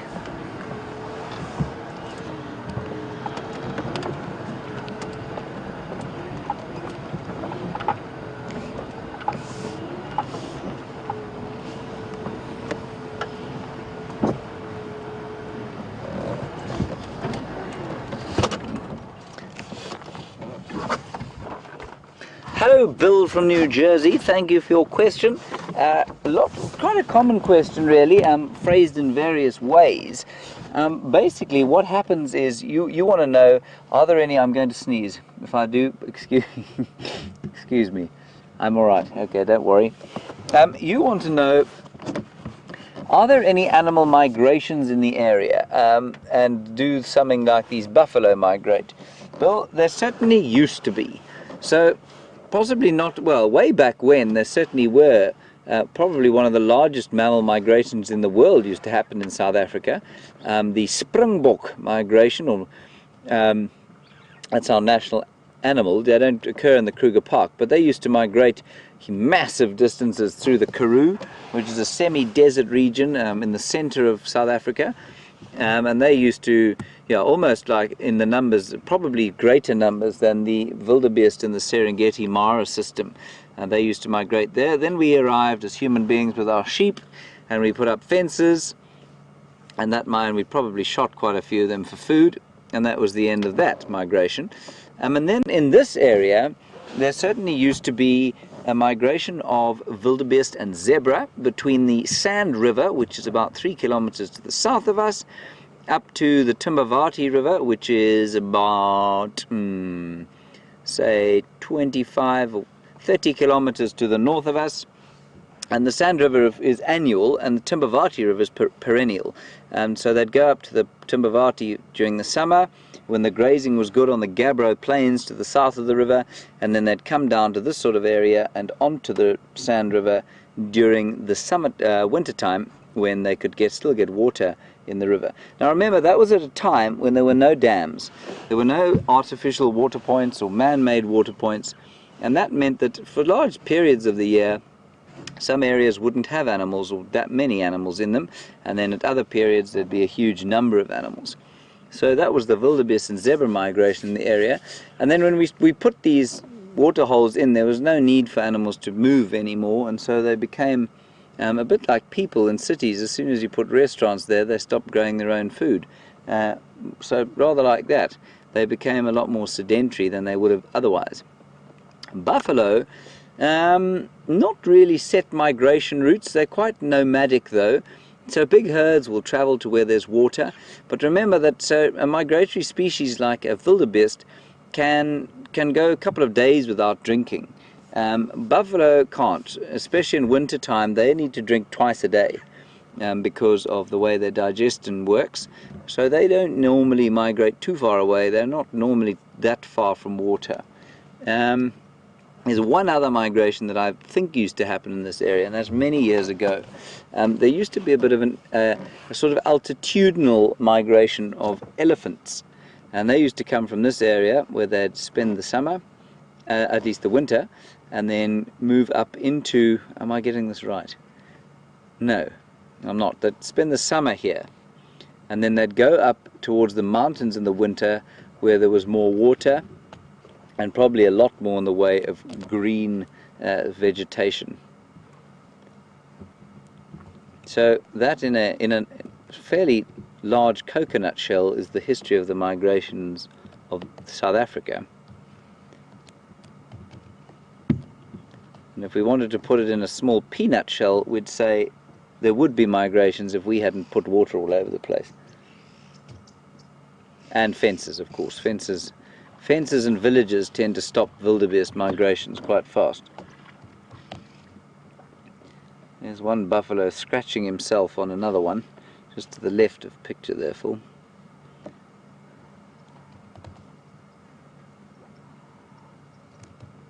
They tend to get very itchy around the face, it would seem.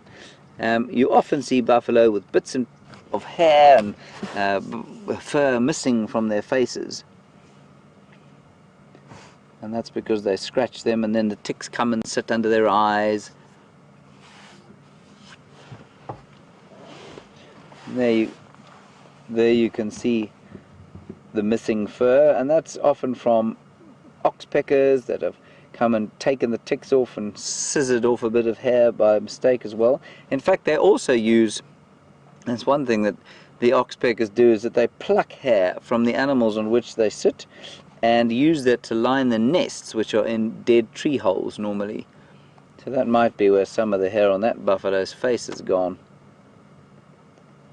I'm just going to suggest that we move up onto the dam wall. We might get quite a nice view of the sun disappearing behind the buffalo, which would be quite nice. So hold on tight, be a bit of a bump.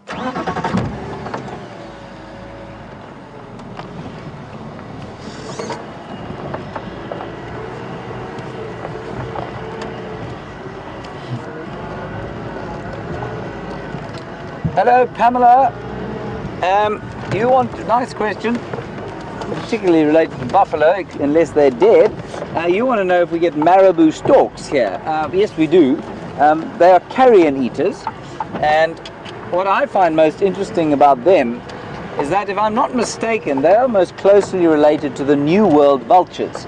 Now, I'll explain that as I get up onto the wall here, and you will have sight of the magnificent African sunset, which never ceases to leave me with a slightly teary eye, I have to tell you. Look at that.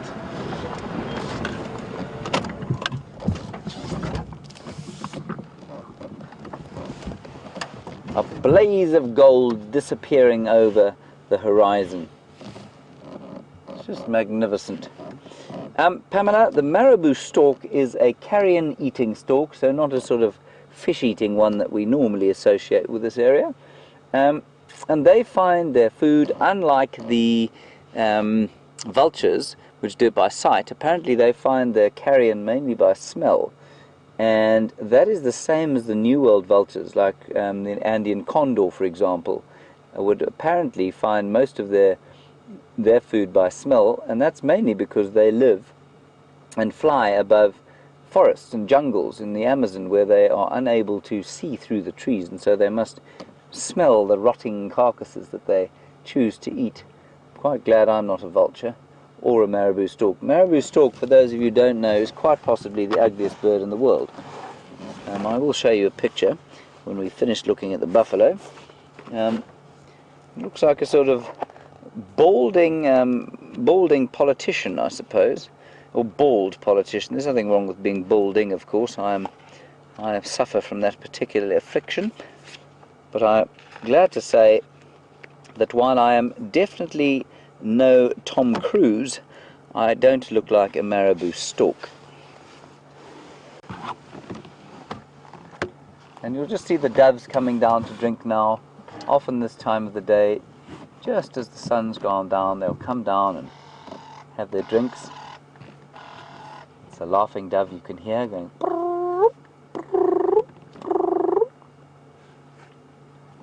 Let's just be silent for a second and see what else we can hear.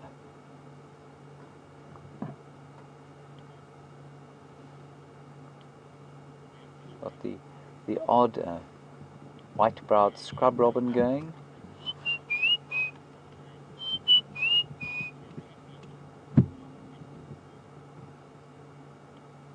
Otherwise it's pretty quiet. Remember, this time of the day, the sort of changing of the guard, the twilight, when the daytime animals start to disappear into their homes. The dwarf mongoose, for example, will now scuttle into their little termite mounds. It always looks like such a cozy life. And then the nocturnal animals will start to wake. So things like bush babies will wake up, and they're obviously, they need to get their metabolisms going again. They tend to be very lethargic when they wake up, because they go into a sort of torpor during the midday.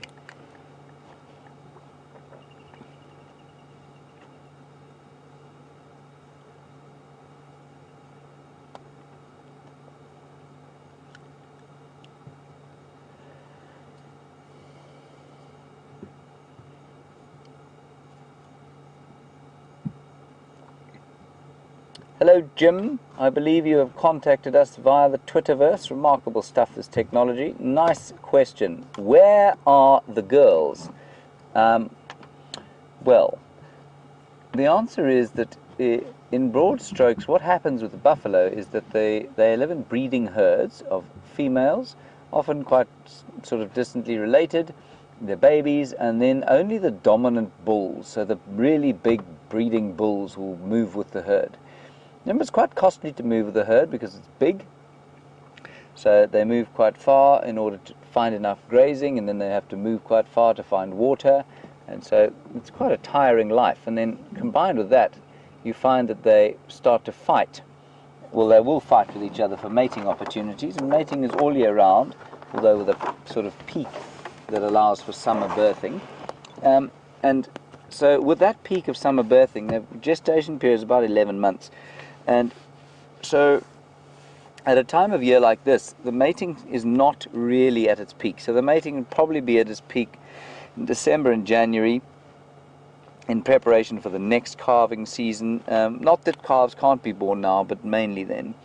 And so for a bull to stay in the herd, there's not a huge deal of point. Now, what's interesting is that often these are old bulls, but the bull there, Phil, if we go a little bit to the right of the one you've got there, that one there is not, oh no, he is quite old. I found one in this herd a few days ago. I'm not sure that he's here anymore. A very young bull. And so for the too young or the too old, moving with the herd is just a costly exercise. And so what they do is they form these little bachelor groups, and they come and they eat the grass close to the water, and then they live around the water. And what I must say to you is that I've never seen bachelor herds of buffalo as big as I have in this area, and I've only ever seen one breeding herd. I know there is one to the north of the reserve we're on now, and I say I know there is one. There was one there yesterday. They will go quite big distances in order to find enough grazing and water. So Jim, I hope that answers your question. These bulls may join a herd as it comes through here, but otherwise they'll probably live a pretty celibate life.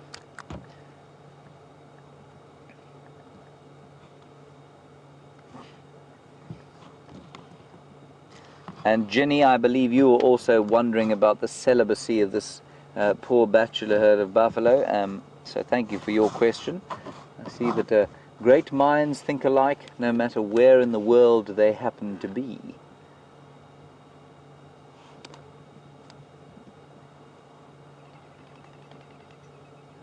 Just hear the buffalo wings.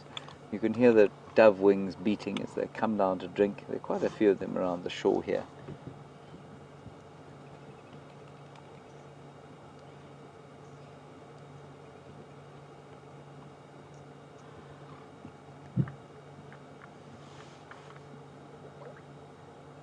I can hear an elephant breaking a tree behind us.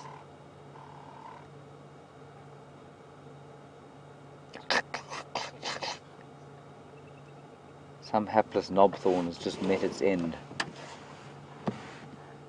Quite far away though, I think.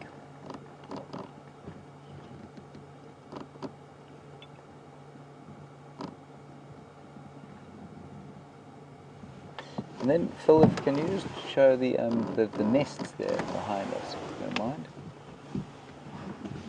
There's a whole lot of weavers' nests there. And you will notice that they are devoid of weavers. That's because they only breed in the summertime, and these are probably village or spotted backed weavers. And what they like to do is build their nests over water, which is not entirely explicable, but for the fact that it's probably a bit more difficult for predators to get into the nests. You can see they've got a little sort of spout into which they'll climb, and some of these are from last season, some of them are a bit older than that. And I always think a weaver's nest looks like the most cozy place to live, and so why you wouldn't live there all year round, I just don't know. But so it goes, and as I'm sure you know, what the females do is if they don't like, it's a little bit like the human species, I suppose, if they don't like how it's been, how the nest has been constructed, they will tear it to pieces, and the poor old boy will have to start again. And until he's built his nest, until he's made a home, he may not breed. So that is the spotted-backed weaver. Lovely yellow bird. I'll show you a picture. Let's have a look at the pictures, Phil. And the first thing we'll do is look at this incredibly ugly marabou stork, which I told you about.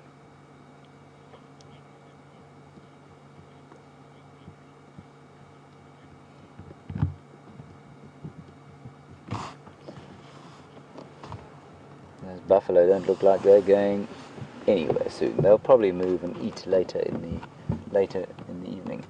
So that there is the marabou stork. He's number 2. You can see a quite stunningly ugly bird, really. Grubby, not particularly colourful, very large, not very graceful in flight. The juvenile particularly is looks like a granny with a sort of from the 20s with a shower cap on her head, and a really ugly sort of throat.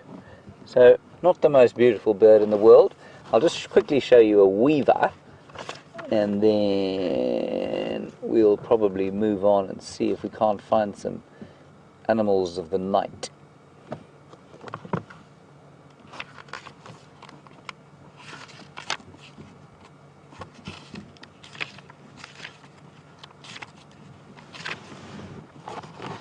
There is a spotted-backed or village weaver.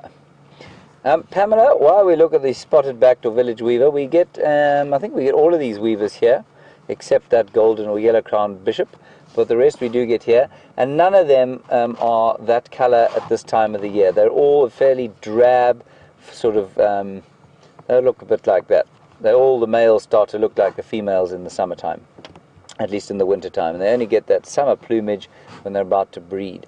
Pamela, you want to know if we've ever seen flamingos in the Kruger National Park. I'm pretty sure there are 1 or 2 records. So we do get them down into Natal. I haven't seen one here, but there are definitely a few records of flamingos in the Kruger. But I don't think they're resident in many of the areas. In fact, I don't think they're resident in any Kruger Park areas. All right, let us press on slightly.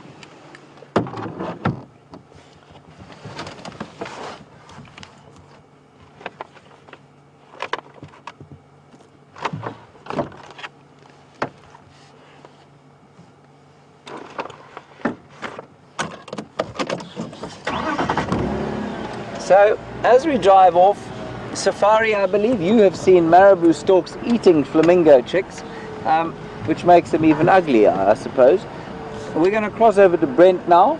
He is exploring. I know that he's on the hunt for some lions, which were seen north of us not too long ago. So, with any luck, he'll have some luck. And I'll see you just now.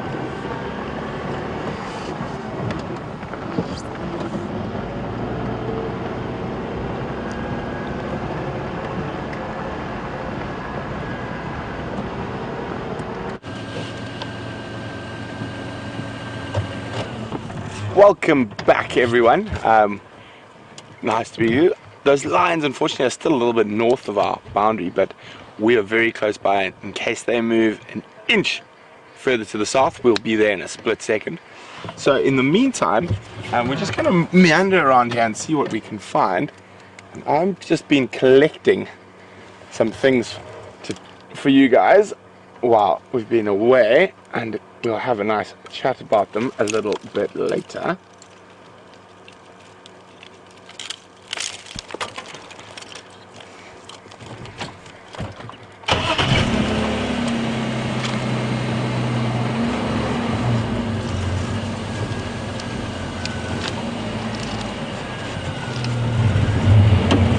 So we're up on the top, just below the crest of one of the hills, traveling down one of these grassed seep line areas that are quite popular with grazing species. So we're trying to see if we can find some grazing species. The lions are just off to the north. Hopefully, fingers crossed, they're coming south. If they don't tonight, then hopefully definitely tomorrow morning.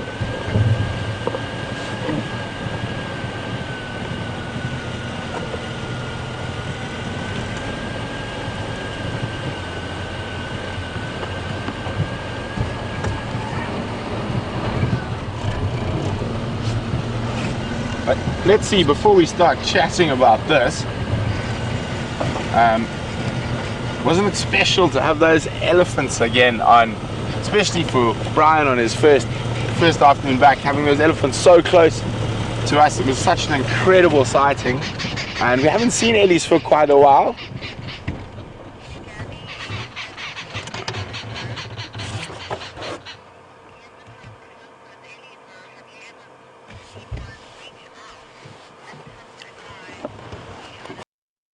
stopping and listening here in case those lines do get moving. They might cause us to hear some alarm calls. So we're just going to sit here and listen for a little bit, and we're going to chat a little bit. We've got a question from Gabby, who's 7 years old and from Johannesburg in South Africa. Gabby would like to know, with that elephant so close to us, have I ever been in a position or seen an elephant reach out and touch a guide or a guest just because they were curious? Gabby, I have. It's happened to me before. It's quite a difficult thing sometimes to handle with, because you don't want the animals you want them to sort of ignore you like they did to us today, but not to become pre-fascinated on the vehicles. So what I've done when an elephant does that and starts reaching into the vehicle is quite often I'll just lean over and tap the side of the car. It's a bit of an unnatural noise, and it sort of gives them a little bit of a jerk, and they might move off. And in extreme cases, I wasn't myself personally, it was my dad when I was much younger. He actually slapped an elephant's trunk and gave it a fright to move it away. So you want them to be comfortable to come that close and whatnot, but you don't want them to start taking an over interest in the vehicle. And in places where elephants have been fed from cars and things like that, it actually becomes very dangerous, because they start associating the vehicles with food and other things, and then they can become aggressive if you don't have an orange or an apple for the elephant when he puts his trunk in the car. So it's a very fine balance. It's amazing that they come so close to us, but I will always try to stop them before they actually start putting their trunk in the vehicle. Thanks very much for that. It was a really good question, Gabby. We're going to move on a little bit and see what else, and then we're going to have a little chat about all the paraphernalia I was collecting a little earlier.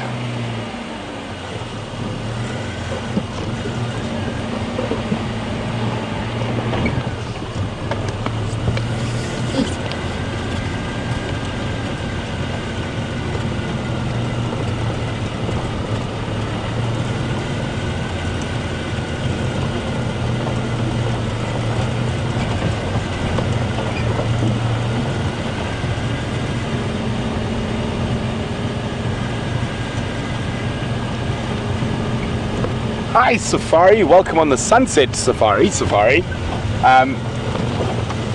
would like to know if I think an elephant would be able to hear my heartbeat when they're that close.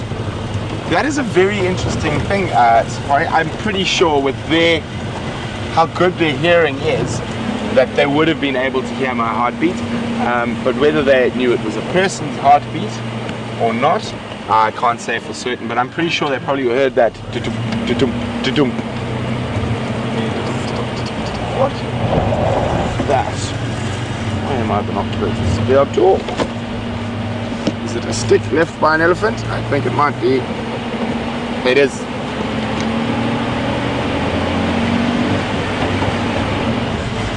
But just going to make my way up to the top of this crest, where we've got a nice long view down both sides of the boundary.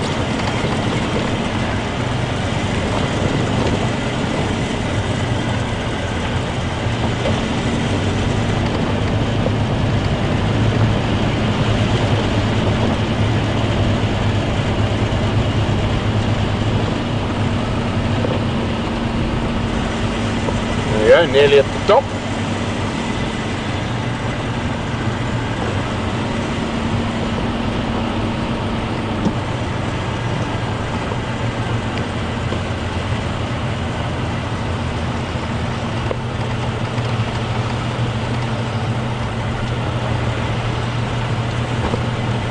Hi Jim, welcome on the Sunset Safari. Great to have you on the back of the vehicle.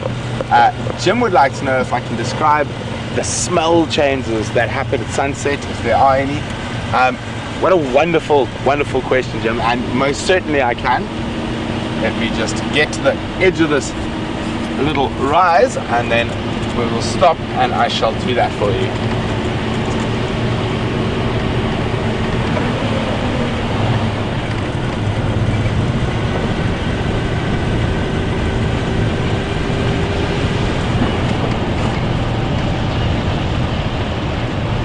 Go.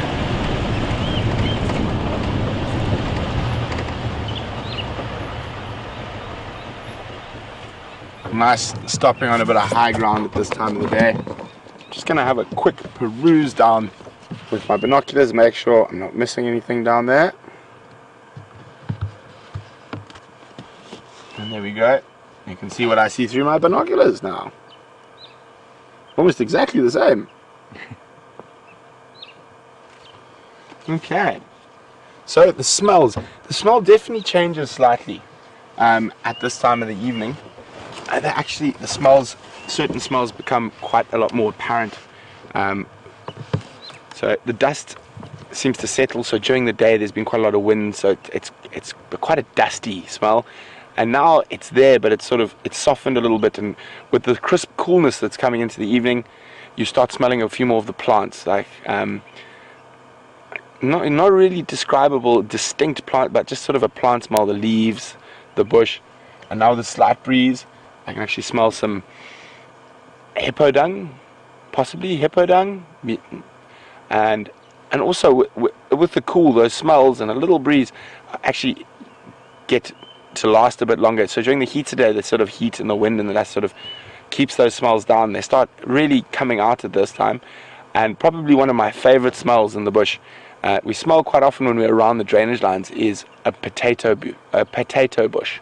It literally smells exactly like nice fresh mashed potatoes that have been cooking at home, and it's amazing. If you go up to the bush, close to the bush, and you sniff it, you don't smell anything. But if you take a branch and you leave it in someone's room, their whole room smells like a mashed potato, and it takes a while for that smell to go away.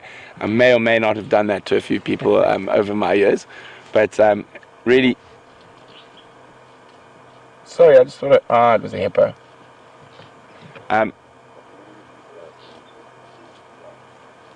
Yeah, do you guys hear that? Isn't that incredible? Those are the hippos. They're quite far away from us here, probably close on a kilometer, and they're all getting really ready to go out and start feeding. Just listening carefully, but so if it was a bit far for you guys and you couldn't hear it, I'll do my best hippo imitation for you. It's like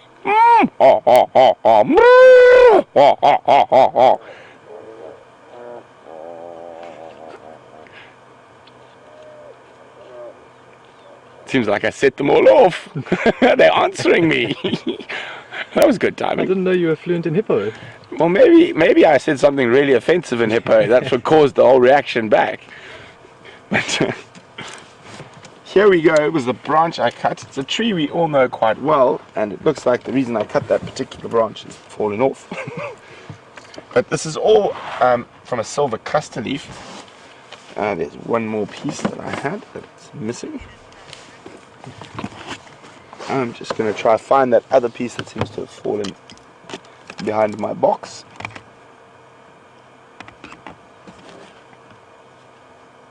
Oh dear, I lost a piece of my tree. Oh dear. Okay, we'll have to make do.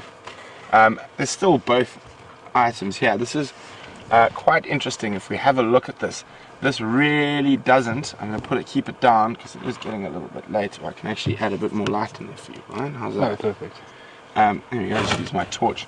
Now that is actually part of the tree, even though it looks completely unnatural, and there has been an insect that has caused this, and I wonder, this is part of the quiz this evening, and if we look again off at this section here, I'm going to just break it off, it's going to be easier. There is another very strange shape on the same tree. Let's take the leaves out of the way for now and stick with the funny things. As you can see, there's a hole in it. Oh, I didn't even realize that when I picked. There's a spider that looks like it's laid its nest in there, but that is, you can just see that white on the inside. So I'll have to put this one back carefully in the bush when I'm done. If there hasn't, it's hatched. Okay, but so there's two different species of insects that utilize the Terminalia tree as a host plant for their eggs and their larvae. And I wonder if anyone can tell me what two insects that they are that use the Terminalia tree. And these insects are specific to this tree. They will not use another species of tree for this purpose. So I'll tell you what they do. They either bite or sting the tree, which causes the tree to release a growth hormone. And what that does is makes these strange growths and stuff. And you can see how thick this branch on the back is become because of that. And then it'll cause the tree to release this growth hormone, and this huge blob of sort of tree will form, and then they will sort of master it and manicure it into the way they need, like this. And it provides a very safe place for their eggs and larvae to hatch from.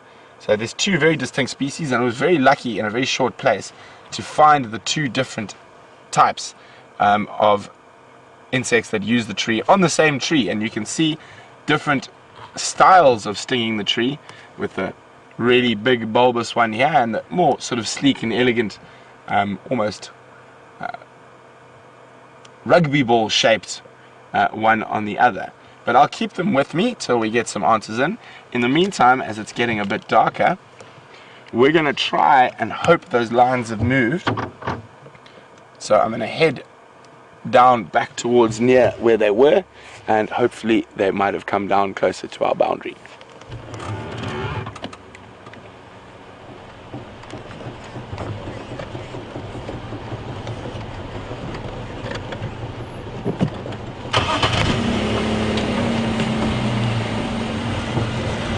So, for those of you who were with us at the beginning of the Sunset Safari, when we went out, it was 29 degrees Celsius, which is about 82 Fahrenheit.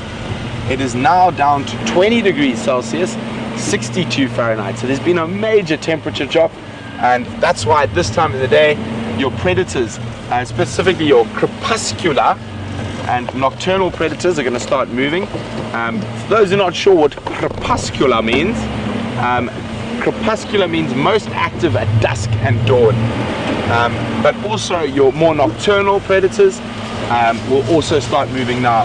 And there's a good chance, as we move further and further into the dry season, and the grass gets less and the tree cover gets less and it gets drier, that in this last little bit of the safari we are going to hopefully start seeing some of the smaller, more interesting little nocturnal carnivores, such as genets and civets and white-tailed mongoose. So fingers crossed that maybe tonight's the night we get to see one of the other little carnivores that we don't really see too often.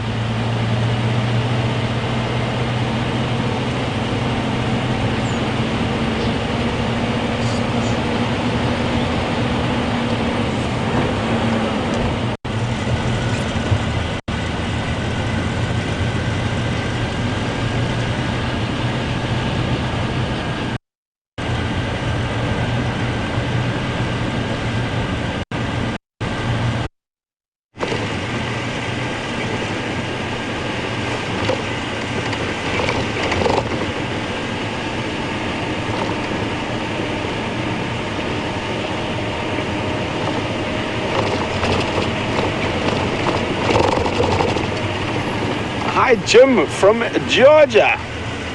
Jim would like to know, he says during his time in Africa, he noticed African wild dogs quite frequently like to sleep on tar roads in the early morning, and why is that? Well, Jim, it's not only wild dogs. Lions are very big fans of sleeping on tar roads or airstrips, and specifically in the winter months. And in the summer months, maybe in the early morning, but in the winter months, especially sort of after 9-ish at night, I've seen both do it quite frequently. And it's because the tarmac holds a lot of the heat from the sun. So as it gets cold, it's a lovely warm spot to spend their time. And that's quite often why you also find things like termite mounds, and why the buffalo move across to the high ground. And in the meantime, I hear we've got something quite special with James, so we're going to cross across to James quickly while we continue to search for these elusive lions.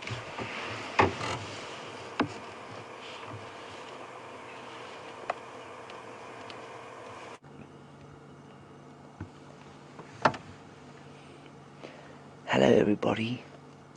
That is a crested barbet. They don't normally sit like this for us. That is why I am speaking to you in these very sultry tones. He is eating termites out of that mound. And clearly there's just been some building on it. And so there are lots of termites close to the surface. What beautiful colours those are, especially with the gold of the sunset in the background. You can see he's not the first one to have tried that out. There are a few evidences of droppings there as well. This is normally the preserve of the hornbills.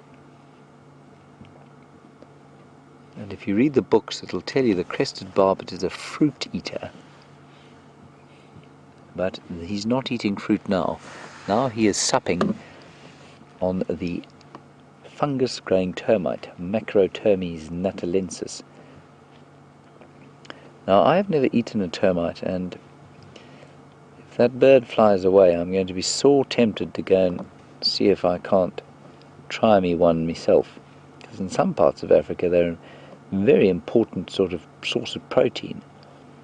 Apparently, they taste like peanuts. Scott ate one the other day and had to be hospitalized shortly thereafter. No, that's not true, he didn't. He was fine. He said it tasted a bit acidic. But that was a different kind of termite.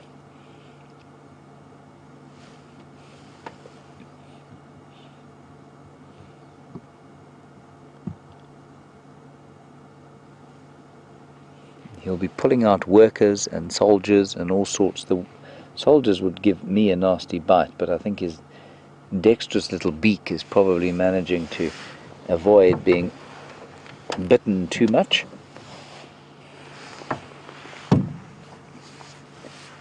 He's one of 3 barbet species we get here.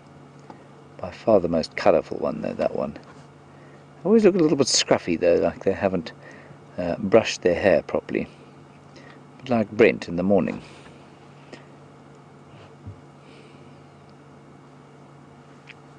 Although slightly more colourful, I suppose. Not in character.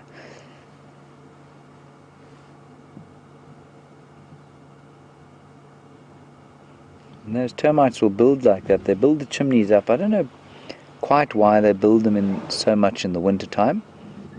But they build them like that, and it just helps to maintain temperature inside. But what's so interesting is that in the last few days, when it's been really chilly in the morning, I've looked for open chimneys and I've found none. So this barbet is really lucky to have found some openings. Really lucky to have found some openings.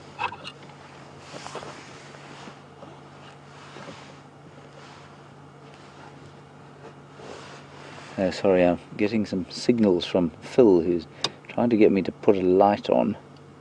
See if it doesn't light a bit. That does help a bit. Sorry about that, Phil.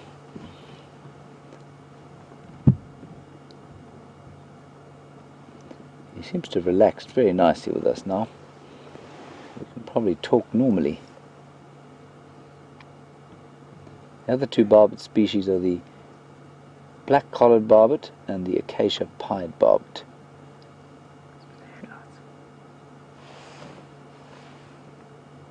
So the light is very difficult, of course, but we can still see him quite nicely. If he doesn't fly off, we'll leave him to his meal, but I suspect as soon as I start the engine, he'll disappear.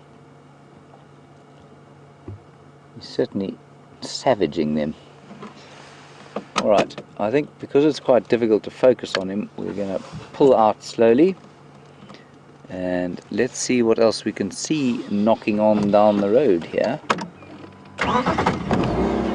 Oh, he's flown off.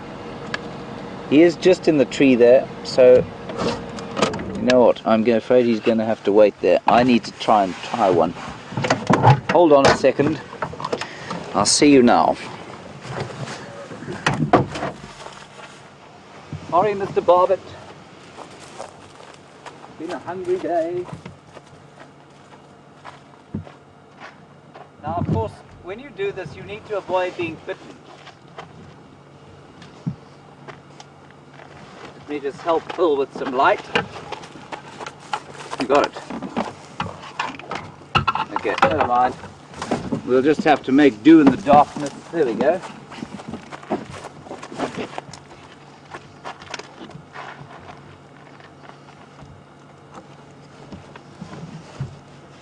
How he was getting them out of here. So there we go.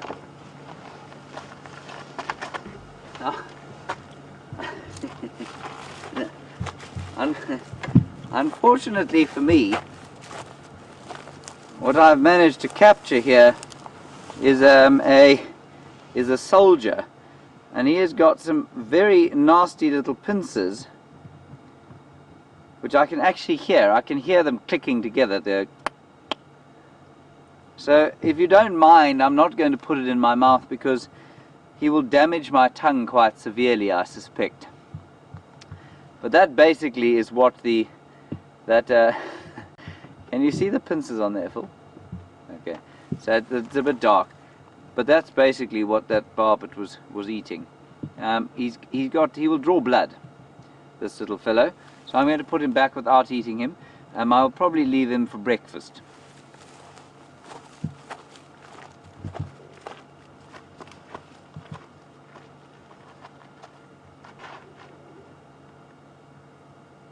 Ooh, hang on.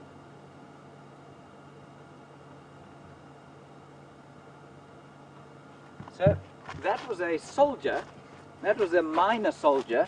The major soldier is about 3 times that size. And the workers also come in 2 different sizes, major and minor. And that was the minor soldier, probably a sergeant. Right, on we go.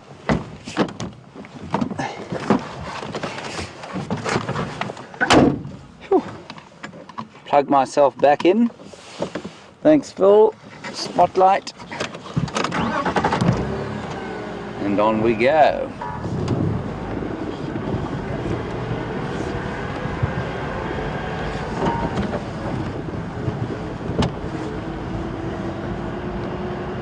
So if you're going to eat a termite, you generally want to try and eat a worker.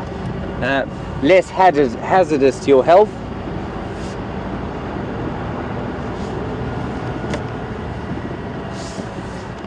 Nighttime creatures we look for: genets, which I've yet to see here, civets, which I find, the tracks of which I find every morning, maybe a white-tailed mongoose. I have seen bush babies. We've seen quite a few, and they're special to see.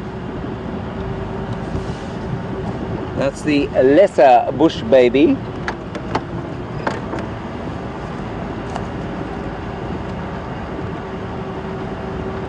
And we're going to go across to Brent now. Apparently he has given you an almost impossible plant quiz, and he's going to give you the answers now. See you just now.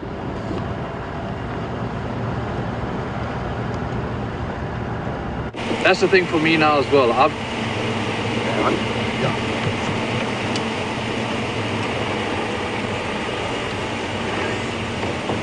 Welcome back, everyone. We're still patrolling our northern boundary, searching for those lions, but before we go any further, we're just going to wrap up the quiz quickly.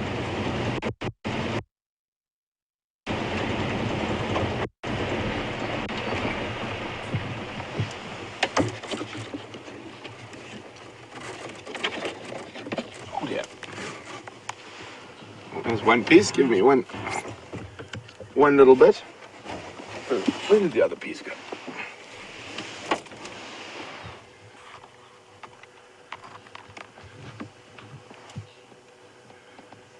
So there we go. The 2 different insect.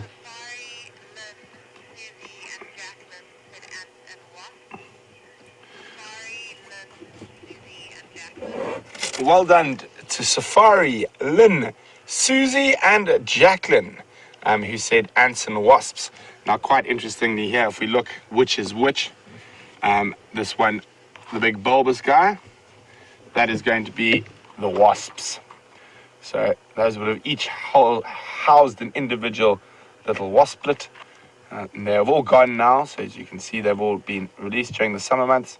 So, and the branches that this particular branch is on, it's a dead branch. That doesn't happen. Normally, I think this branch just died by itself. So there we go. That's the wasps.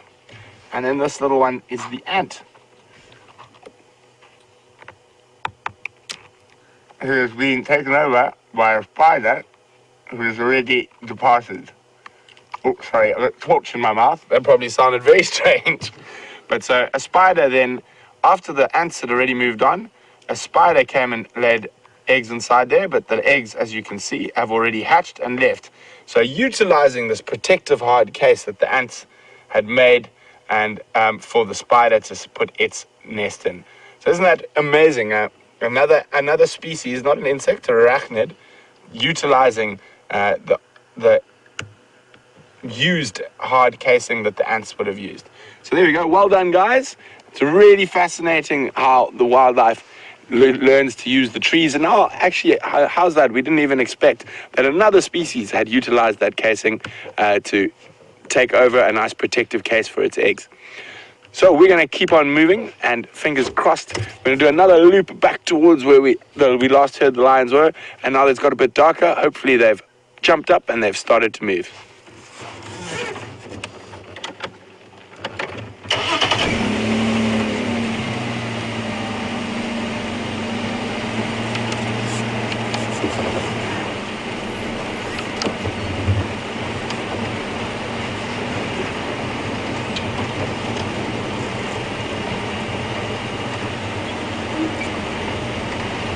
Hi, Carol from Kentucky. Welcome on the Sunset Safari, Carol. Carol would like to know, do lions and leopards see us differently in an open vehicle at night? And are we therefore more at risk? Carol, well, the way lions and leopards' eyes work is they don't see like we do. So their night vision is pretty much as good as their day vision. So they would react exactly the same to the vehicle, whether it be at night or during the day.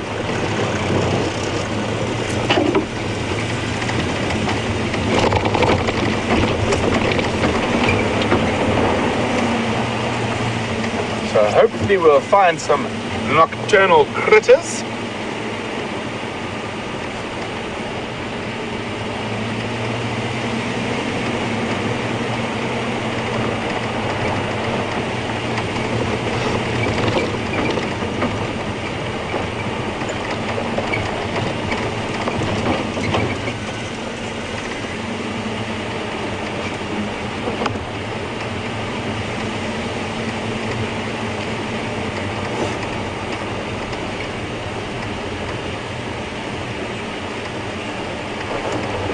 Hi, John from California. Nice to have you on the back of our vehicle, the Sunset Safari, John. John would like to know, can you smell certain animals before you can see them? And are there certain animals that are easier to smell? Well, John, you can, strange enough. Probably one of the stranger smells and my favorite smell, if one of my favorite smells, that's just because it's attached to my favorite animal, is African wild dogs. And they smells somewhere, sorry, as a cross between a wet Labrador and a moldy cupboard. And you can actually smell where they've passed. And quite often before you see them, you can actually smell them. Obviously, some of your bigger species like elephant, you can smell generally from their dung, but also when an elephant bulls and must, it's sort of heightened time of heightened hormones and that when they are wanting to breed. That is a very sort of distinct smell. It's almost sickly sweet. Very difficult to describe.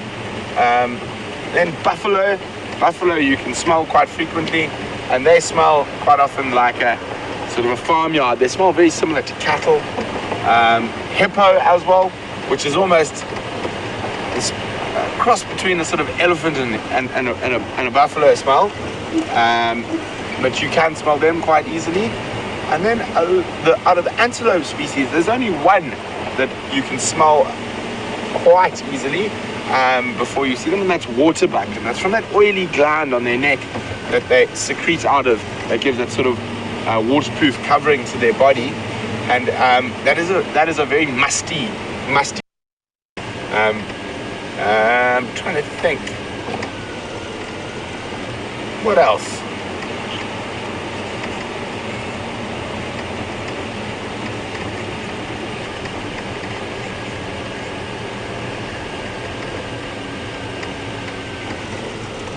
So we'll keep thinking about what other animals we might be able to smell distinctly out here in the bush. In the meantime, we're going to cross across back to James, see what he's been up to.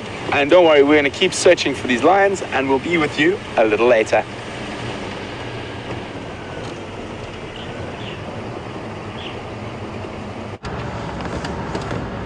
Hello everybody, back to Wendy. The night has fallen and we are just gently moving up and down, checking in the trees, checking on the roads to see if anything has popped out or will pop out. So far not much has, I'm afraid, but it is a glorious African night and I'm really enjoying it, and so is Phil.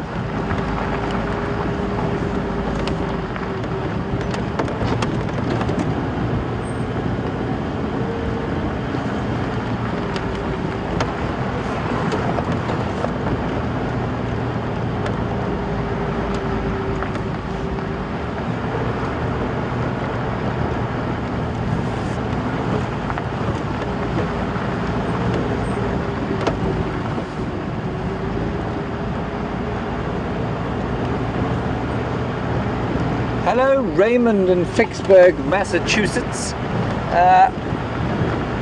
where I suspect your summer is probably not unlike our winter here.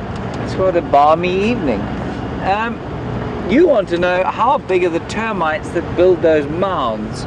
Raymond, they're not huge. Some of them, the biggest ones, if I'll just stop here briefly. Well, if we can just have a look here. This biggest ones are about that big, and those are the major soldiers, and they've got some very nasty pincers on the front of them, but most of the workers are about that size. They're tiny little things, minute, and so there are millions and millions of them in that mound. But the most amazing part of that for me is that it starts as just two of them, just the king and the queen. They're about the same size as the major soldier that I showed you or spoke about, and they start off small. They start off in they dig a little hole on their own, they go down into it, he excavates out a little chamber for the queen, and then they mate, and she immediately starts to grow until she ends up at about 6 inches long with a huge bulbous abdomen, out of which she pumps, and I kid you not, 20,000 eggs a day she will produce coming out of her. 20,000 eggs a day, which will then hatch into the workers and the soldiers that will protect and build the mound. So a quite astonishing array. So all of those soldiers there, the soldiers and workers, are in fact related, and they're all sterile. None of them can breed.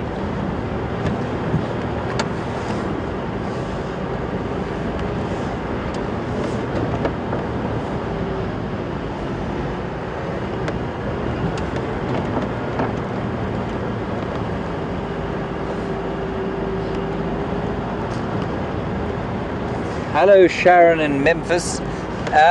Lovely question. You thought termites were white. Sharon, you are not wrong. A lot of termites are white, but the ones that are white are totally without pigment, and they cook pretty quickly in the sun. The fungus growing termite, which is the one we were looking at there, tends to have more pigment than a lot of the others, although some of the workers don't have pigment. But a lot of the harvested termites and the termites that build their sort of tunnels up the trees tend to be without pigment, and they are very sensitive to the sun and operate mainly in the night time. But the macrotermes, which is the fungus grower we've just looked at, you get both soldiers and workers that are colored, but some of them are white, yes.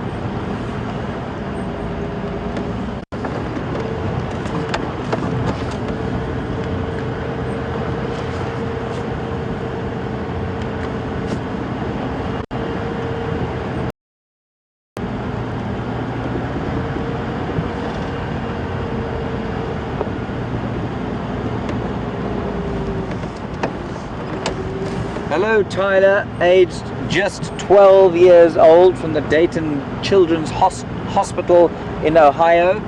We love having your questions, keep them coming through. You want to know if we get raccoons or possums here? We don't.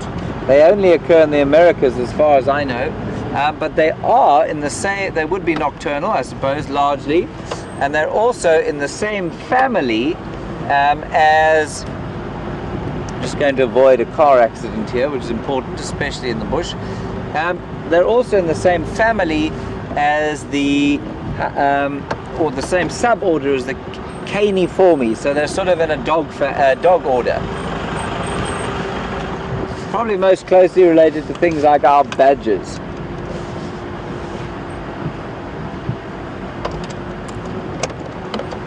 Lights on. Thanks for that question, Tyler. It's always fascinating to compare different animals from different parts of the world. Oh, we got a bush baby. Whether we'll be able to see him or not, Phil, right in the middle of the spotlight. You won't see him exactly until we get real close. There he is. Lesser bush baby. He's going to jump to the left now. Prepare. Can everyone see him? Can you see him, Phil? I'm just going to turn off here. Keep an eye. Tiny little chap. Little primate. In the background you can hear some hippo. That's sweet. Now every time he turns his head, he has to turn it because his eyes don't move in their sockets. So he can't look sideways. I just don't want to put the full flood of the spotlight on him. Has he moved? No, Oh, there he is. He's still there. just keep your movement. And he'll be climbing up and down looking for insects, but in winter he's kind of on the wrong tree. He needs to be on an acacia tree. Oh, there he goes. Oh, no, watch him jump.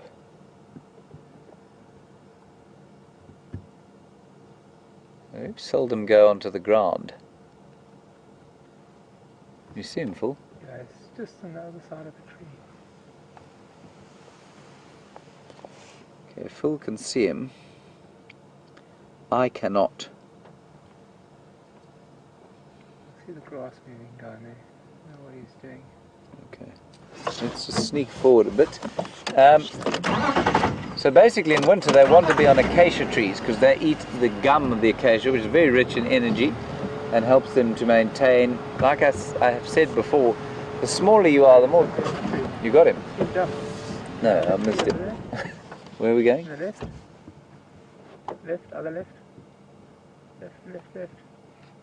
There. There somewhere. It was. Phil's eyes are a bit sharper than mine this evening. Oh, there he is. Got him. Just to the left, to the right of the light.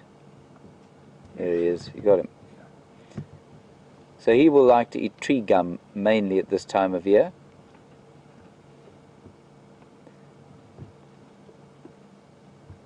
Very rich in sort of sugars and nutrients.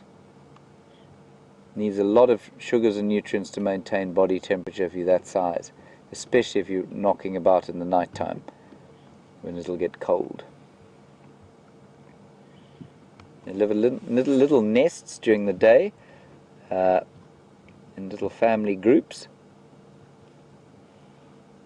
and then they forage alone. Because of course the less you forage, the smaller you are, the less obvious you want to be to predators.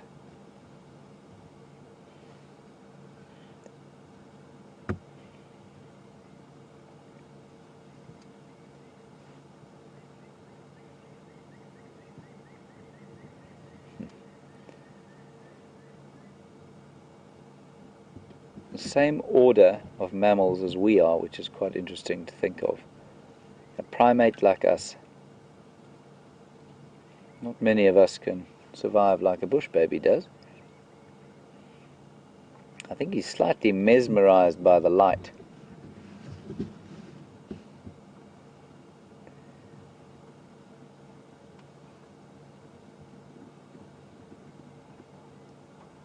think we probably won't watch him for too long. I think he's a little bit stunned by the light, and I don't want to disturb him too much.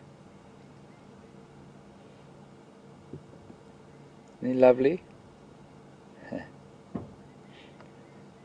Alright, let's... Yeah, let's leave him alone. I think let's leave him be. Okay. He'll need a little bit of time for his eyes to adjust to what the spotlight has done, but he'll be fine. Beautiful little sighting.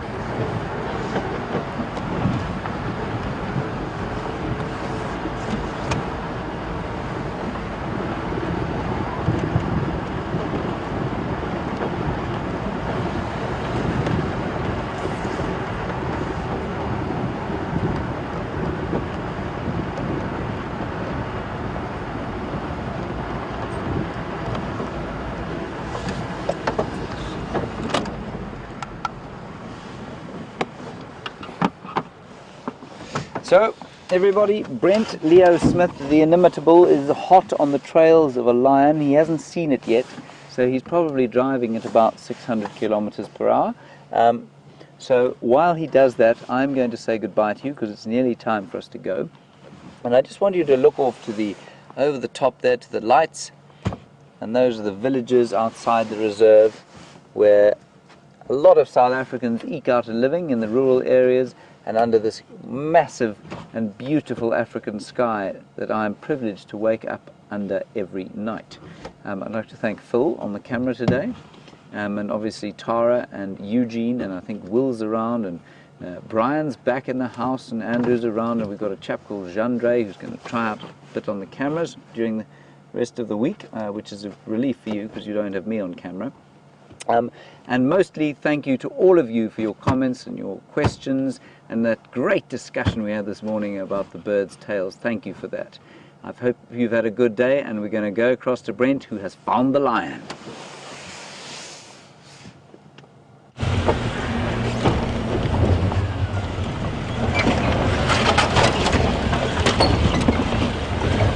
Welcome back, everyone, and patience has paid off.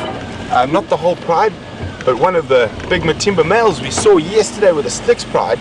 I had with the Nkahumas. He's now leaving them. I'm not sure whether the rest of the pride's behind or it's just him.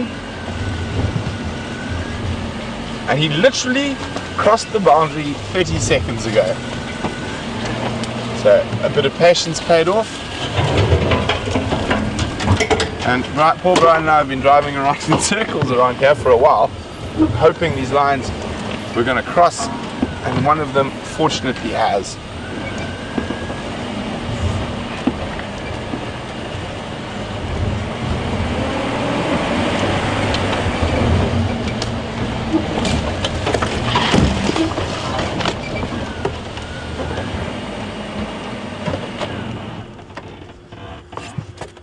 So you can see, so after that warthog he ate yesterday, he went off to finish off the buffalo kill that was with the Nkahumas.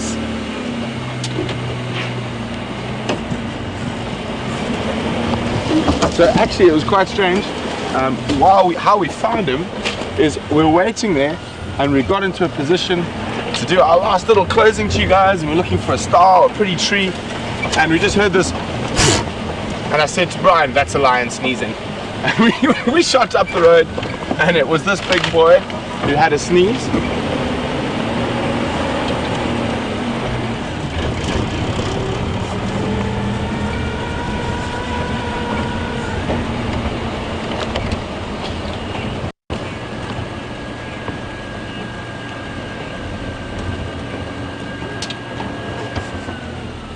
Elise, welcome on the Sunset Safari. Elise said she's had a guide that can smell lions. You most definitely can, Elise, but you do have to be very close to them. Normally it's quite often their flatulence that you smell, but also if you're walking on foot, I'd rather spot them before smell them. You do have to be quite close. From a vehicle it is possible to smell them. It's not a very pleasant smell. It's like very rotting meat.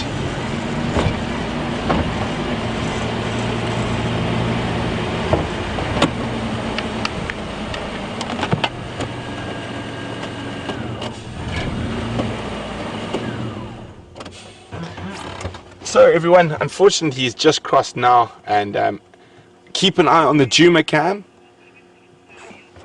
He is going to be coming out on that Juma cam very shortly, in my opinion. He's on the road that leads up to the Juma cam, so guys, keep a very close lookout on the Juma cam in about 20 minutes. And from all of us here at WildEarth, thanks very much for joining us. We really appreciate the questions. Loved having you with us, and nice to have Brian back with me. And we will see you on the Sunrise Safari. Have a wonderful evening.